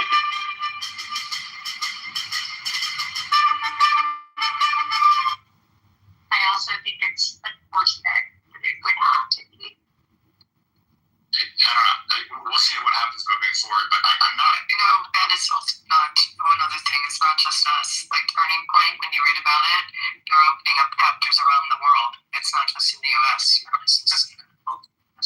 I really do. Like, I want the United States. I'm a moderate person. I want. One back here on the left. Back. Unfortunately,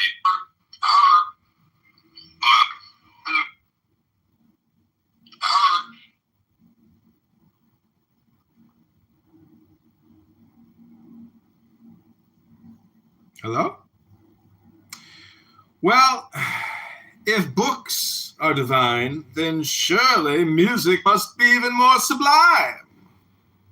Hello? The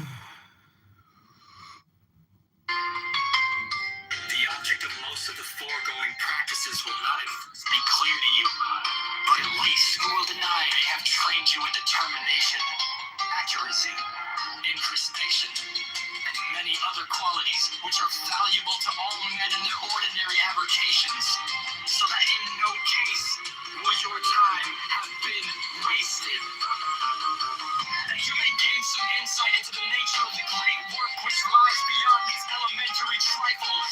However, we should mention that an intelligent person may gather more than a hint of its nature from the following books, which are to be taken as serious and large contributions to the study of nature, though not necessarily to be implicitly relied upon. Be ye king as be ye son.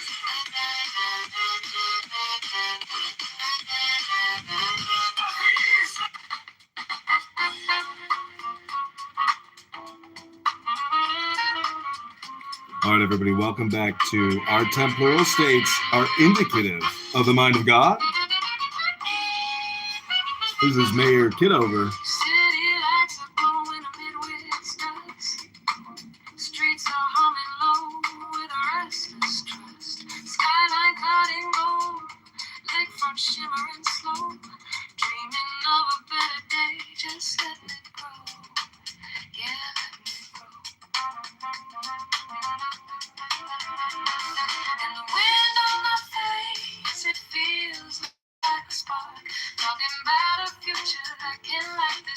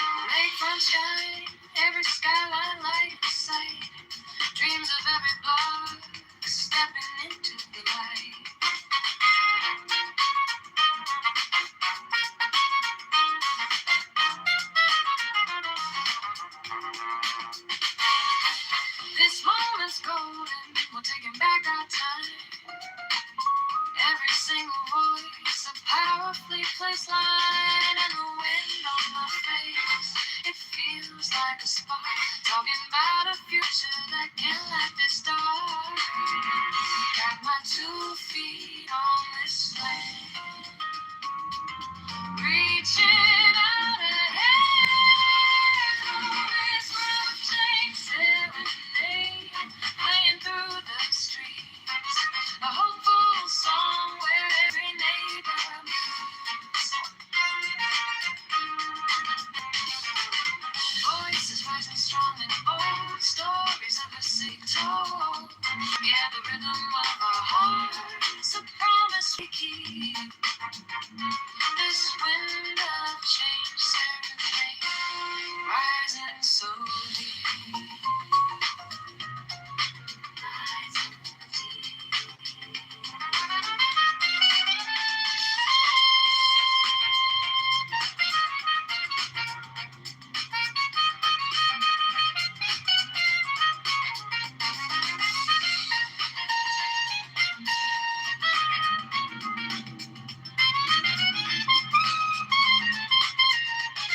It's a slow shift in the breeze, put our worries at ease. Yeah, the sound of the city calling out to be free. Oh, this wind change serenade, playing through the streets. A hopeful song where every neighbor meets. Voices rising strong and bold, stories of a city told. Yeah, the rhythm of our hearts, a promise we keep. This wind of change serenade, rising so deep.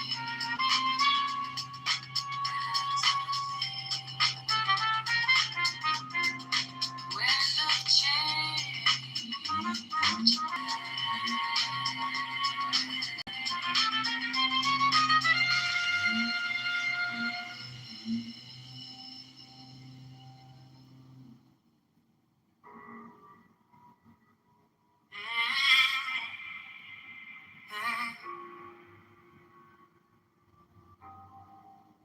City lights, but they look so cold. Every promise already sold. Running circles inside my mind. Dreaming of a freer time. Maybe we're just scared to try. Maybe we believe a lie. Holding back what we can't ignore. There's gotta be something more. I hear a voice inside my chest saying, don't settle for less.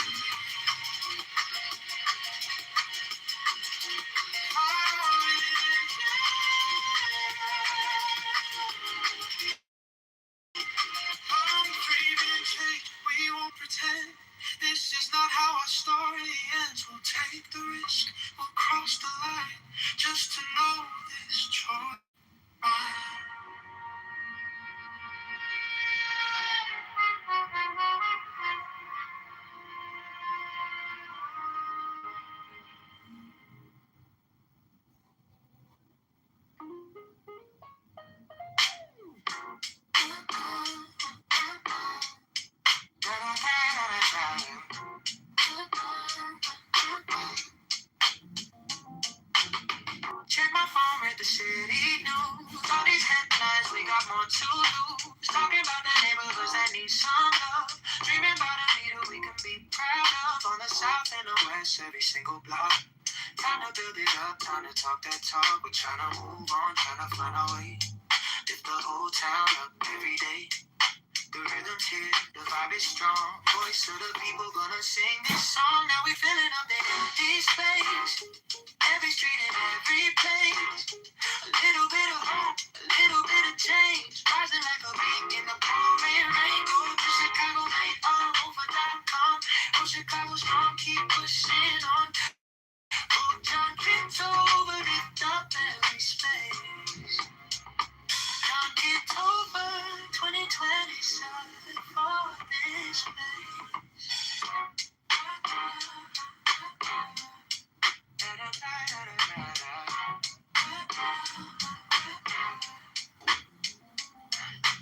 One step, two step, marching down the road.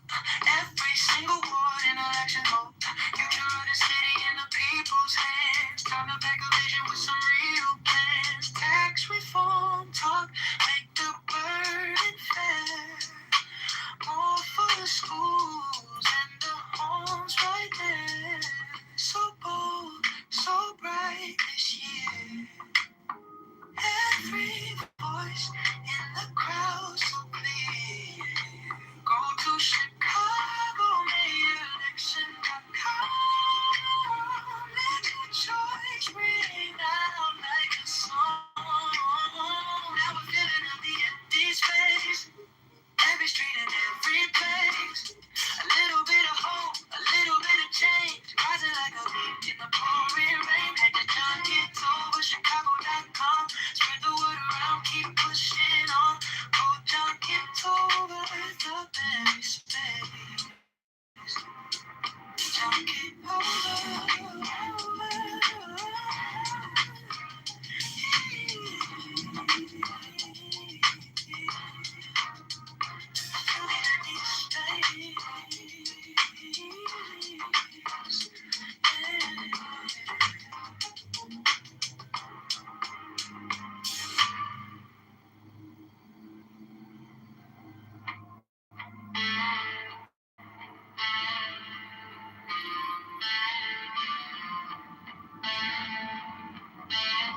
You said elections coming Tuesday. By Thursday, signs are on. See the posters on my corner. Name in red and white and strong. Phone lights up with all the headlines. Futures calling, streets undone. Every ward and every station, every vote, it starts with one. Chalk it over, Chicago rise up. Go to Chicago, mayorelection.com. Make it count, time to stand up. Chalk it over, yeah, shaking it up. Tax reform for every part inside. Liberate and lift us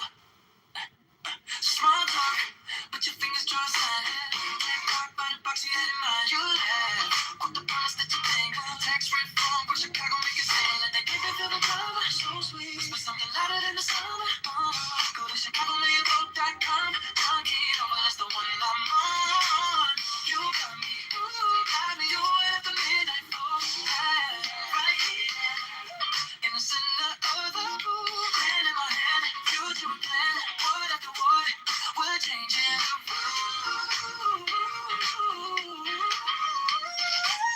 You got me, do after midnight falls, looking like I'm stuck on you. If this is hell wager, I just want the savior. Kitover's vision falling through. Yeah, lights infinity, but we don't slow down, don't slow. Street lights tracing over this town. If this is just a campaign high, been staying locked in, never ask why. You got me doing after midnight push right here. Punch a cock on my elbow, got gun in my hand. Build you again, one after one, we're breaking all rules. You got me, you're doing it, doing after midnight push. After midnight, taking on you. Still no rider. This is a wager, I just wanna save you. I'll get over. In Chicago, with you, with you.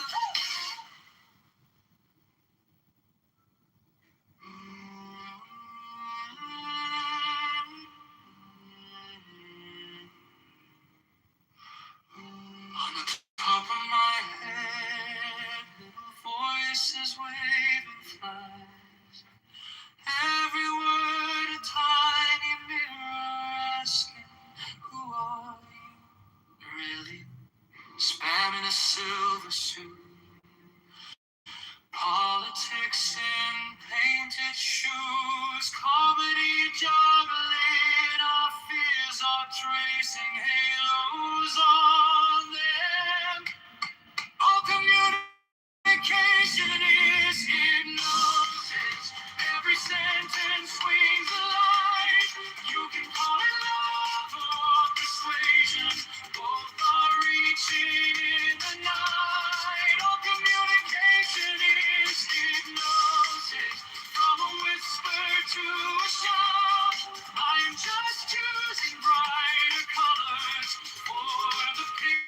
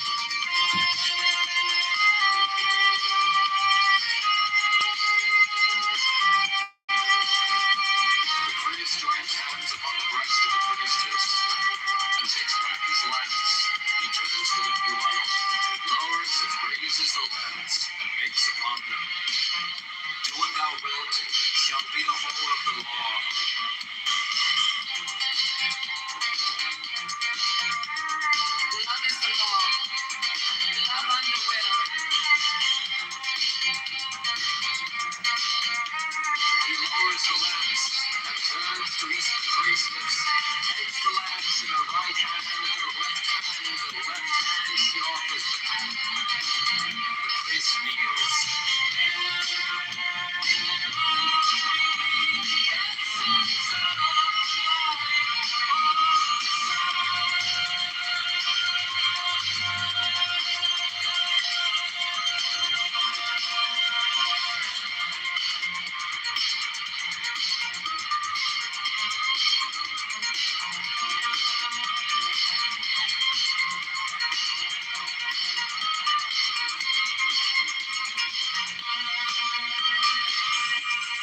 He takes the host with the right hand and makes with it on the paten and consumes it.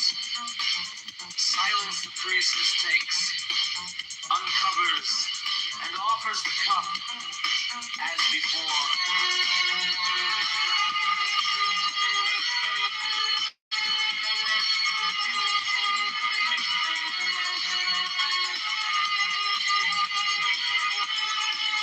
By selling T-Mobile?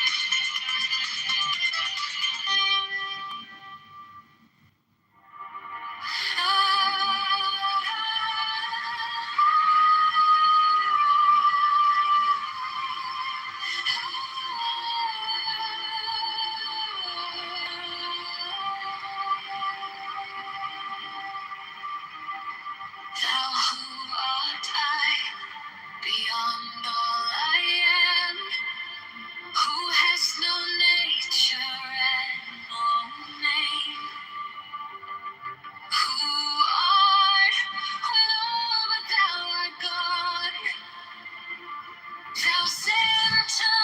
Listen to this, my friend. They think they have confirmed that Mossad killed Kennedy. It's all around me. And you want me to give up nuclear testing. Listen to this. And Kennedy, have them go the way the book does. Just have almost every topic have at least one. And, you know, there's a very surprising series of letters between Kennedy and David Ben-Gurion, not only the premier of Israel, but the founder of Israel, in which they're very angry letters, in which Kennedy is saying to Ben-Gurion, I'm killing myself trying to get a nuclear test ban treaty. I've even got de Gaulle on board, and that's impossible. And you keep testing in Dimona. You've got to stop. And Ben-Gurion, thank you, in so many words says, it's easy for you to say sitting in high airport. I'm sitting with the Arabs all around me, and you want me to give up nuclear testing. And Kennedy threatens him. And he threatens him in such a way that Ben-Gurion resigned. And I will tell you that I found articles, not in any crackpot publications, but in very sophisticated publications saying, forget Lyndon Johnson, forget the CIA, forget Fidel Castro. The Mossad killed Kennedy because they were so upset over what he did to Ben-Gurion. So, you know, we got a few little bombshells we throw in there, not proven, have them go the way the book does. Just have almost every topic have at least one. And, you know, there's a...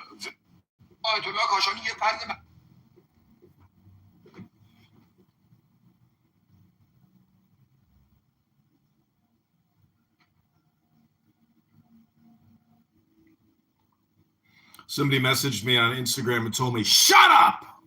So I wrote back, shut up? Yeah, shut up!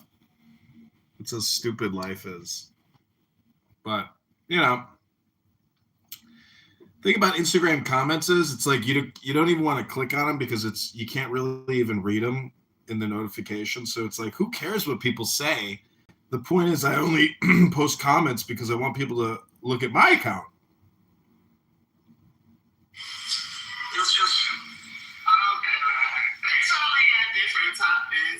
I'm also live streaming Politically Correct on 15 different phones downstairs in my recording studio.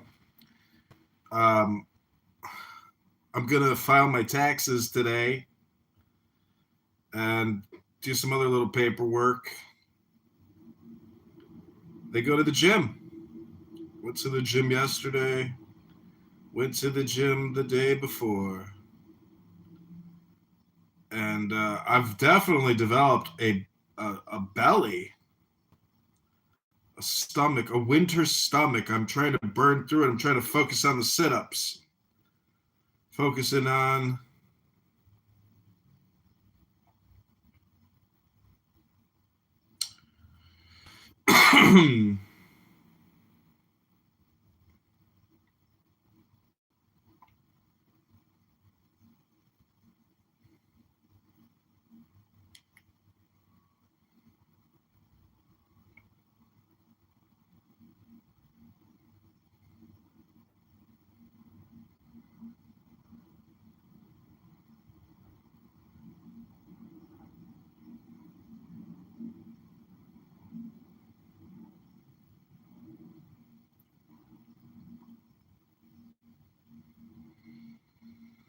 if you haven't taken the deepest breath of the day yet today,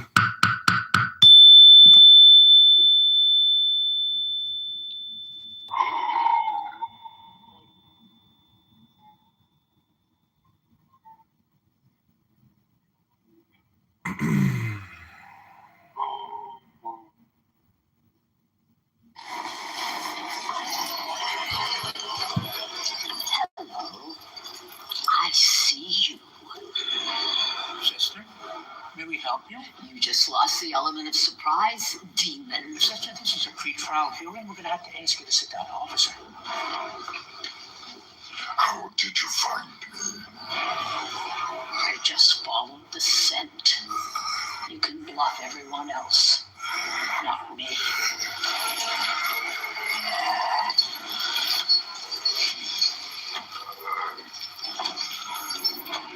I want you here. I have a free hook for you. Oh, terrified. Terrified. Oh.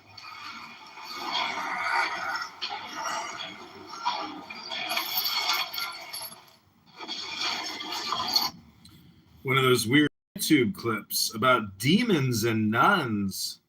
Oh no! I've got the stalker back on YouTube. She keeps telling me punishment for my lies.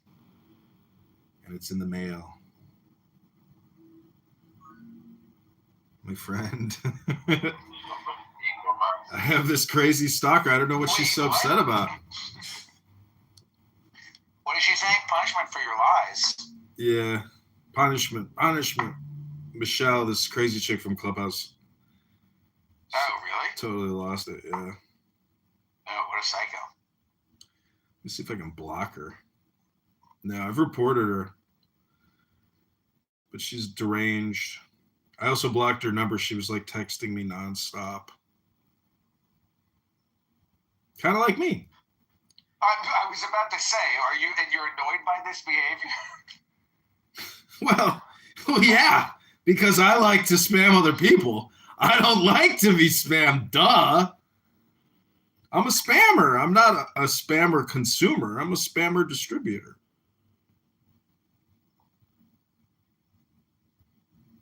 I don't. Oh, poor thing.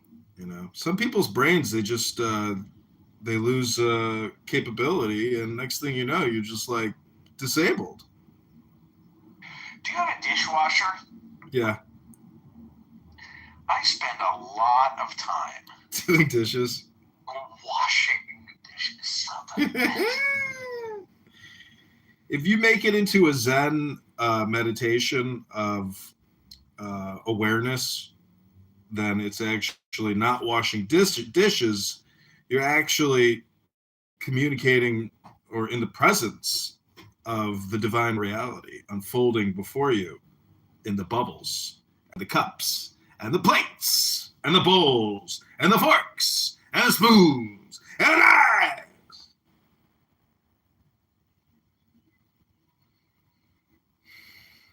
If you knew how lazy I was, my friend, you would be amazed. Because, you see, we are conditioned to work incessantly, nonstop, but doing laundry and doing dishes are two of those very low value activities. It's not like reading a book. So I don't actually put my dishes away. I like put them all over the counters, and then I wait for that to build. Then I put it in the dishwasher. And then same thing with clothing. I actually have bags and bags of clothing, a lot like your PTR. And then after I finally run out of underpants and socks and other clothes that I can wear, I have finally forced to do the laundry. But do you know how many months it takes me to run out? It takes me like 3 to 4 months. I only do laundry 3 times a year, my friend. Because I do it all at once. I do like my whole wardrobe at one time. That's insane. Over like 2 days. But just think about how much time I save, because some people do laundry every week. I only have to do laundry 3 out of 52 weeks. Do you know how much time I save from that?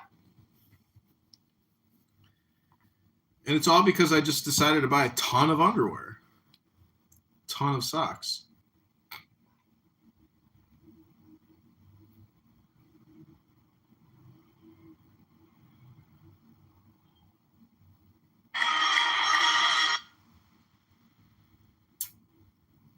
But that's actually pretty smart. How many pairs of underwear would you say that you have? I don't know, like 60? Wow. Where are they all? Are they in a drawer? In a drawer, yeah. You can fill 60 pairs of underpants in a drawer,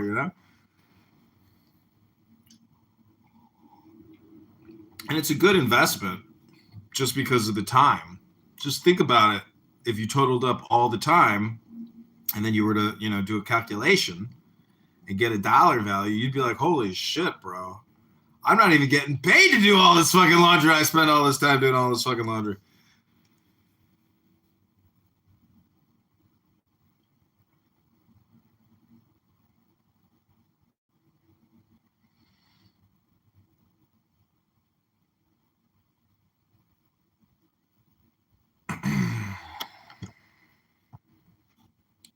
Okay.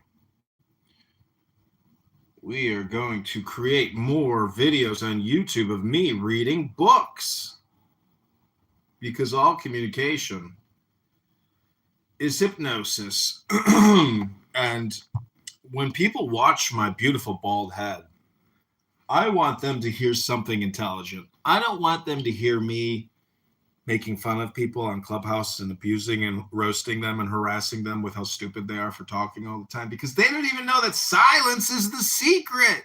They're supposedly talking about the secret all the time on this app and their special proprietary religious association, but they're never talking about shutting the fuck up and being silent and meditating in peace.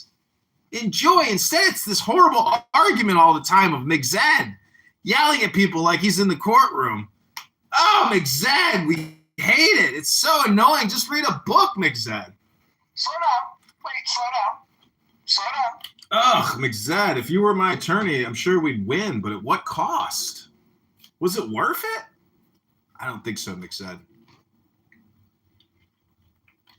See, the funny thing is, all these people are actually drug addicts. Turns out they all are meth addicts. And I'm not making this up. McZed is a meth addict. Fucking Barth is a meth addict. All these guys who come here for the religious dopamine juice, they're all high on meth, and they're all sitting there debating, their particular position. But they fail to see a universal truth known as Kabbalah. I don't understand it. Or the Tao. How do you ignore Hinduism? How? It's got over 1 billion people that are interested in it. That's a lot of Hindus. They don't get a fucking say into your conversations at all? Hello?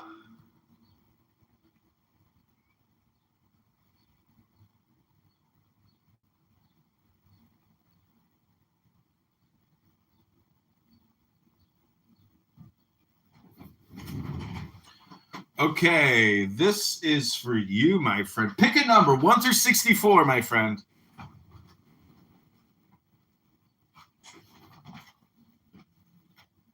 Hello? 55.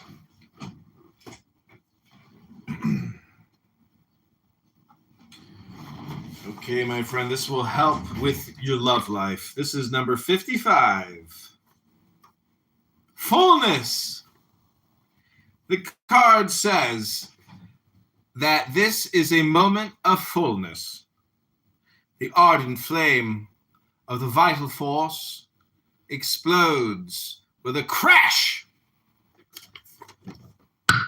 and a thunder,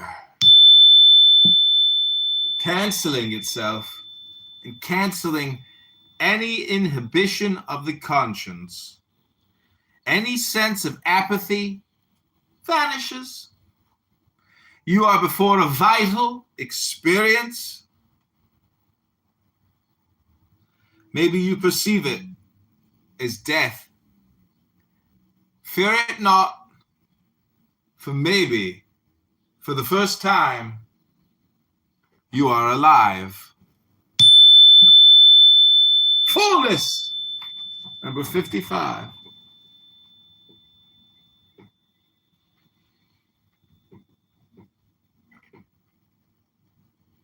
That's the I Ching of love, the love oracle, the Chinese love oracle. People really like this little book I have. Very tiny little book. It's literally 2 pieces of paper, but it's very tiny print. I sent it to my father. He said, I can't read that.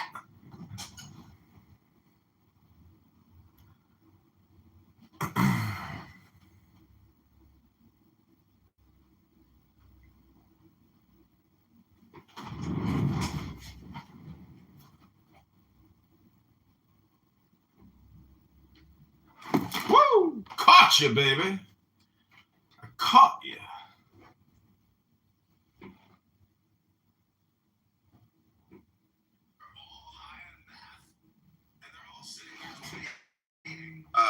Their particular position. But they fail to see a universal truth known as Kabbalah. I don't understand it.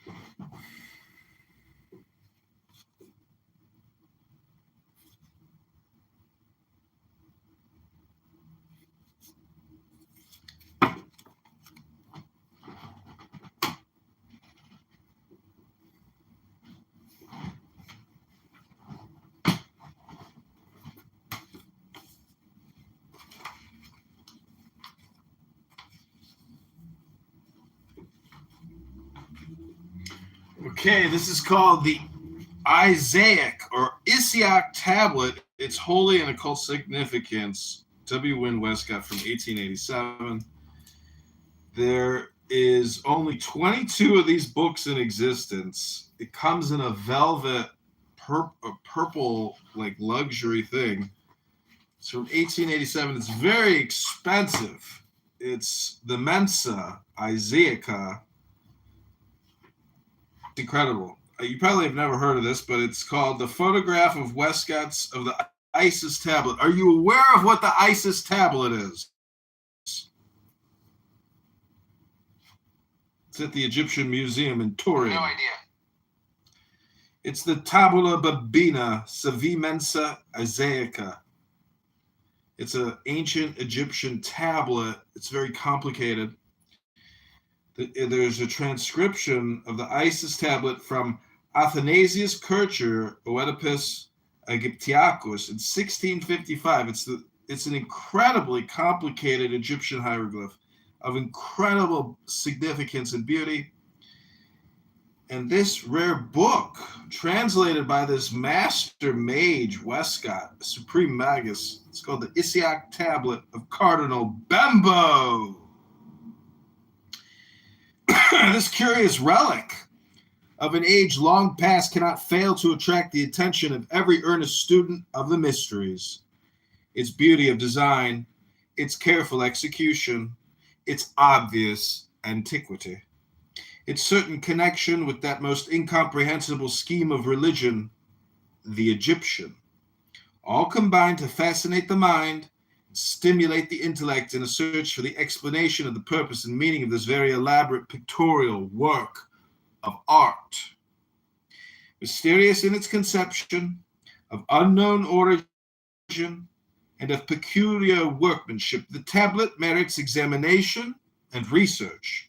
From the time of the learned Orientalist Kircher and of the classic Pignorius, many eminent archaeologists and men of letters have devoted their energies to the elucidation of the hidden object of the designer, who must have been as erudite in all the arts and wisdom of the Egyptians, as he was skillful in execution. The well-known names of Mount Fahon, Shuckford, Warburton, Kaesler, Caylus, the Abbé Bagnière, the Abbé Boucher, Jablonski, Kenneth Mackenzie, Keneally, Wilkinson, Eliphas Levi, and Bonwick, all of whom have ventured some opinions, are sufficient proof of the worldwide interest that this Mensa Isaica has aroused. Many years have now passed away since the author made a labor of love of the drawing of the tablet from which the photogravure in this volume was taken, and his drawing being finished, his work seemed incomplete until he had supplied as its companion an explanatory treatise. However scanty and imperfect it may be deemed, he begs the indulgence of many a learned reader for its shortcomings, and if he has apparently undervalued the opinions of the modern school of scientific Egyptology, it is only because of his conviction that the tablet is essentially an esoteric character, therefore insusceptible of ordinary methods of interpretation. The photogravure provided with this little volume, 10 inches by 8 inches, is of course much smaller than the original, which is approximately 50 inches in length, 30 inches in breadth. So far as can be ascertained, the tablet has not been engraved or printed in its entirety since 1719, when it was published in France by Mount Faucon, and it has never been printed in England.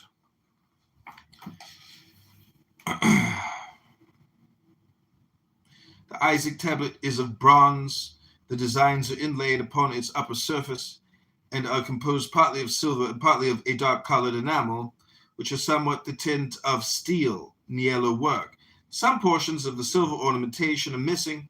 Perhaps they've been removed by force for their intrinsic value during the turbulent Middle Ages, although it is possible they may have become loosened and lost by accidental violence. Around the whole, the tablet is a border of small designs, or limbus, as Kircher called it. At each corner is a many-petaled rose-like flower. These divide the limbus into 4 portions, 2 vertical, a right and left, and superior and inferior portions. Within this border, there are 3 principal horizontal divisions. The upper and lower regions are of equal depth. The central region is deeper and is further subdivided. I'm going to send you a picture of this so you can look it up and enjoy.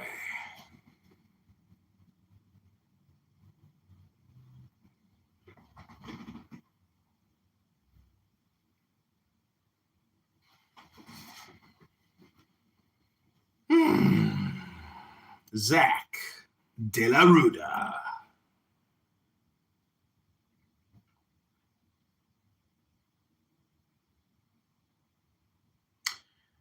It's pretty interesting that it's made of metal because it's just incredible artwork. 50 inches long, so about 5 feet by almost 3 feet. Wow, it's like a bunch of pictographs. Hieroglyphics.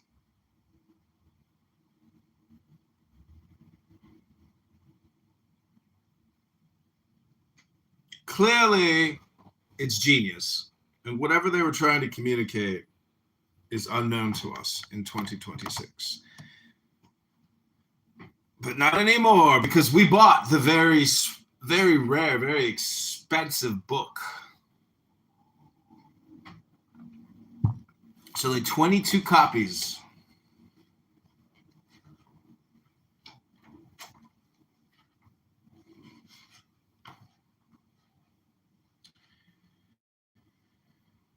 The upper region presents 12 principal erect human figures and several smaller designs. The lower region presents 12 principal, more or less human figures, of whom two, the second and 11th, are standing in porticos, and two others are seated. The fifth and the eighth, there are also interspersed among these several smaller figures, as a boy, a dog-headed human figure, a cat, a bird, and other curious mystic designs. The central region presents a middle grand scene, extending over 2/3 of the whole length, consisting of a throned female under a canopy. On each side of her is a triad. Each triad consists of a seated figure, a human attendant, and a winged human figure. There are also two birds in each lateral scene. At each extremity of this grand scene are placed designs somewhat similar to each other. Each consists of an upper compartment representing a bull, with two attendants, and a lower portion representing two female figures, one on each side of a nameless object, whose formation can be better grasped by sight than from description. Between the upper and lower regions runs a narrow line of hieroglyphics. This does not appear in the photogravure, which from its necessarily reduced size would have rendered them illegible. And within the limbus runs all round a narrow design of wavy lines, with occasional small flowers, vases, phalli, and masks or faces interspersed. The letters which appear on the photogravure do not belong to the tablet. They are the reference marks adopted by Kircher in his scheme of explanation. Most unfortunately, the equally excellent plate given by Pignorius has a different set of reference letters. The only omission from the photogravure is that of the series of very small designs in the plain border of the central canopy and its basement. These are all similar, consist each one of a square, a circle within it, and within the circle 4 diameters, dividing it into 8 spaces. It will not be necessary to describe each figure minutely, as the plate can be referred to, and comments on each figure will be found later on, especially in the detailed explanation of Kircher, and the shorter references to other authors. Many curious esoteric notes and suggestions of my own will be found scattered through this volume, and are especially assigned to the conclusion. The title, heading the photogravure, does not belong to the tablet. It is the superscription given by Kircher to his drawing of the tablet, and reads as follows: a true and genuine copy of the Isiach tablet, a more ancient brazen tablet, engraved with the second letters of the Egyptians, for the first time produced from the Museum of Torquatus Bembo in the year 1559. Hence it is called Bambini. Aeneas Vicus of Parma published it and dedicated it to the Ferdinand Caesar I. Athanasius Kircher, the Jesuit, devotes this as a monument more enduring than brass. Having reduced it to a more convenient size, he is the interpreter of the same. Rome, 1654. This most interesting and mysterious tablet appears to have been treasured in one of the palaces in Rome at the time when the Constable of Bourbon, in command of an army of the Emperor Charles V of Germany, overran Italy and sacked the city in the year 1527. It then fell into the hands of a blacksmith or iron worker who sold it for a large sum of money to Cardinal Bembo. After his death, it came into the possession of the Dukes of Mantua, in whose treasure house it figured as a relic of the past until 1630, when Mantua was plundered and burnt by an army under one of the generals of the Emperor Ferdinand II. It was then once more lost sight of, and indeed many important authors state that it was never seen again, but was probably destroyed by some of the ignorant soldiery, in removing from its surface the silver plates for the purpose of sale. There is, however, at least one author who gives a correct account of the history of the tablet after the siege of Mantua in 1630. All honor to Johann George Kessler, who published in 1740 his travels through Germany, Italy, and other countries. In his account of the palace in Turin, he says that when Mantua was plundered, the tablet fell into the hands of Cardinal Pava, who made a present of it to the Duke of Savoy, by whom it was preserved. It was finally presented to the King of Sardinia, in whose palace at Turin in 1730 it was made a great favor to him to be allowed to see it, because it was very carefully guarded. He describes it as a pretty large copper plate, with silver imagery inlaid amid a blue steel enamel. He states that Pignorius's large plate is the real size, and that Mount Faucon has in his copy inverted it. This is an error, but Herwart de Hohenberg has done so. The Guide to Northern Italy by Murray states that the tablet is now exhibited in Turin at the Museum of Egyptian Antiquities. He gives as the dimensions 4 feet 2 inches by 2 feet 5.5 inches. He states, without giving authorities, that it was first discovered on Mount Aventine in Rome, at a spot where a temple to Isis once stood.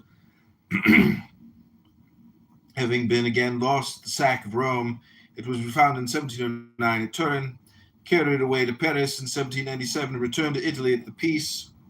He suggests that it was made in the time of the Roman Emperor Hadrian.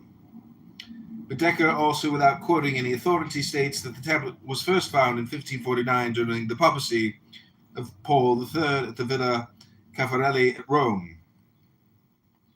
Aeneas de Vico, who published his splendid identical-sized drawing of the tablet in 1559 in Venice, gives the following as the title: Vetutissime tabulae Aneae hieroglyphics hoc est sacris Egyptiorum litteris helatae typos, quem ex Torquati Bembe Museo and MDLIX Aeneas Vicus Paramensis editit, ac imp Caius Ferdinando dedicavit nunc denuo publicae utilitalis ergo e tenebris inducem prodit.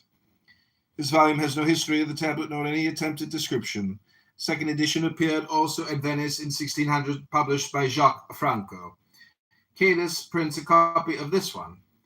John George Herwart de Hohenberg has also reproduced a drawing of the tablet in his work Thesaurus Hieroglyphicorum in 1610, and a diagram professing to explain it in his Admiranda Ethnicae Theologiae Mysteria, 1625. In this latter book, he suggests that the tablet is a sort of nautical map, and that all the figures are points of the compass.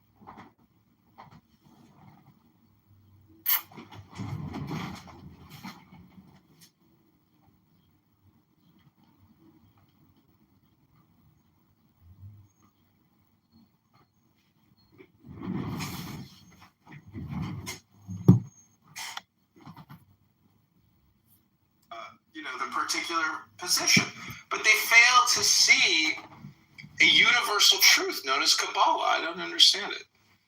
Or the Tao. How do you ignore Hinduism? How? It's got over 1 billion people that are interested in it. There's a lot of Hindus. They don't get a fucking say into your conversations at all? Hello?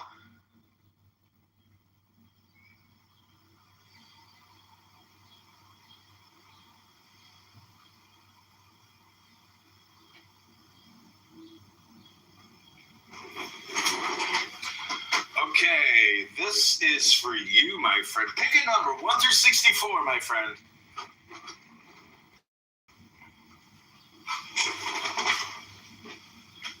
Hello? 55.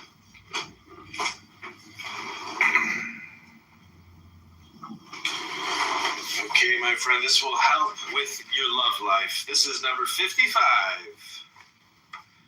Fullness. The card says that this is a moment of fullness. The ardent flame of the vital force explodes with a crash and a thunder, canceling itself and canceling any inhibition of the conscience. Any sense of apathy vanishes. You are before a vital experience. Maybe you perceive it as death. Fear it not, for maybe, for the first time, you are alive. Fullness, number 55.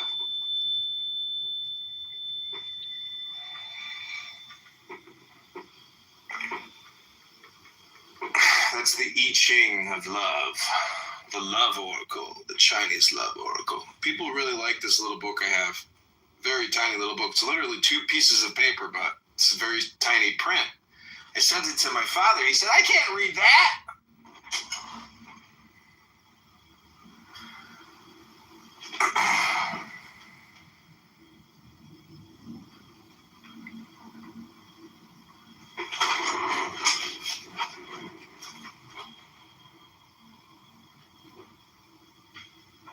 Woo! Caught you, baby.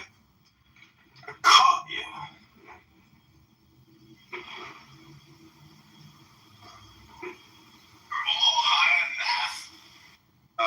The particular position. But they fail to see a universal truth known as Kabbalah. I don't understand it. Or the Tao. How do you ignore Hinduism? How? It's got over 1 billion people that are interested in it. There's a lot of Hindus. They don't get a fucking say into your conversations at all? Hello?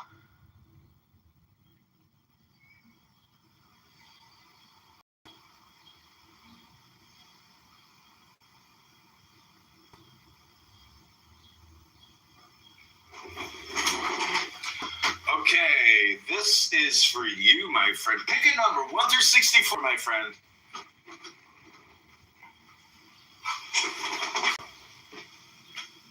Hello? 55.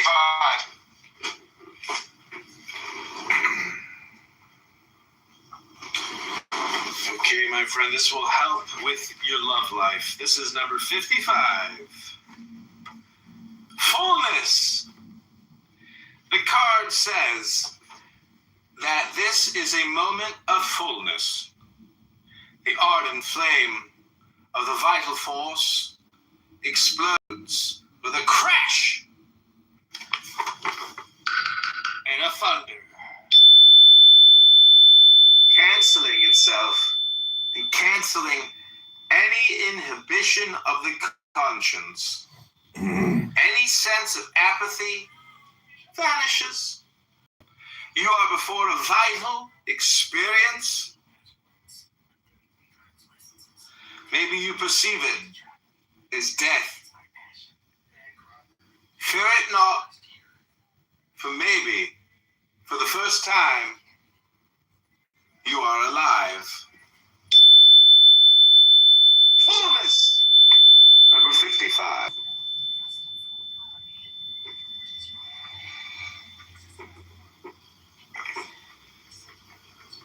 That's the I Ching of love, the love oracle, the Chinese love oracle. People really like this little book I have. Very tiny little book. It's literally 2 pieces of paper, but it's a very tiny print. I sent it to my father. He said, I can't read that.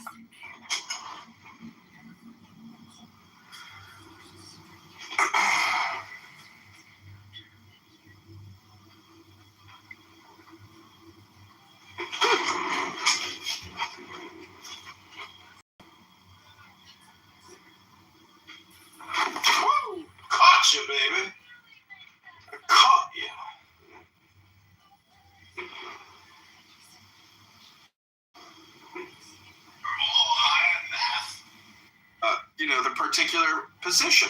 But they fail to see a universal truth known as Kabbalah. I don't understand it. Or the Tao. How do you ignore Hinduism? How? It's got over 1 billion people that are interested in it. There's a lot of Hindus. They don't get a fucking say into your conversations at all? Hello?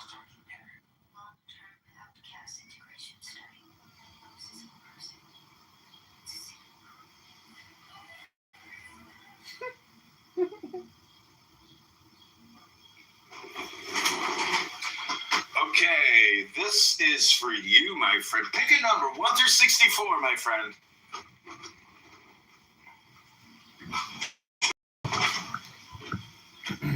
Hello? 55.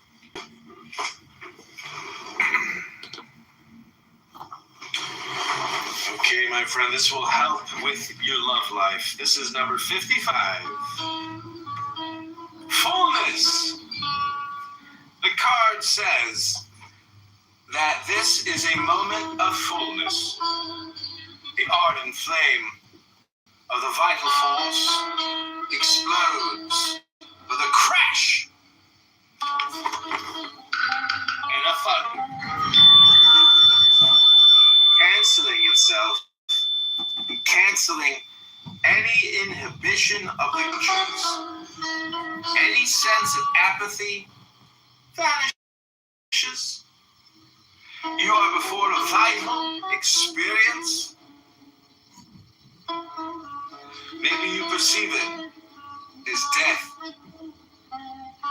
Fear it not, for maybe, for the first time, you are alive.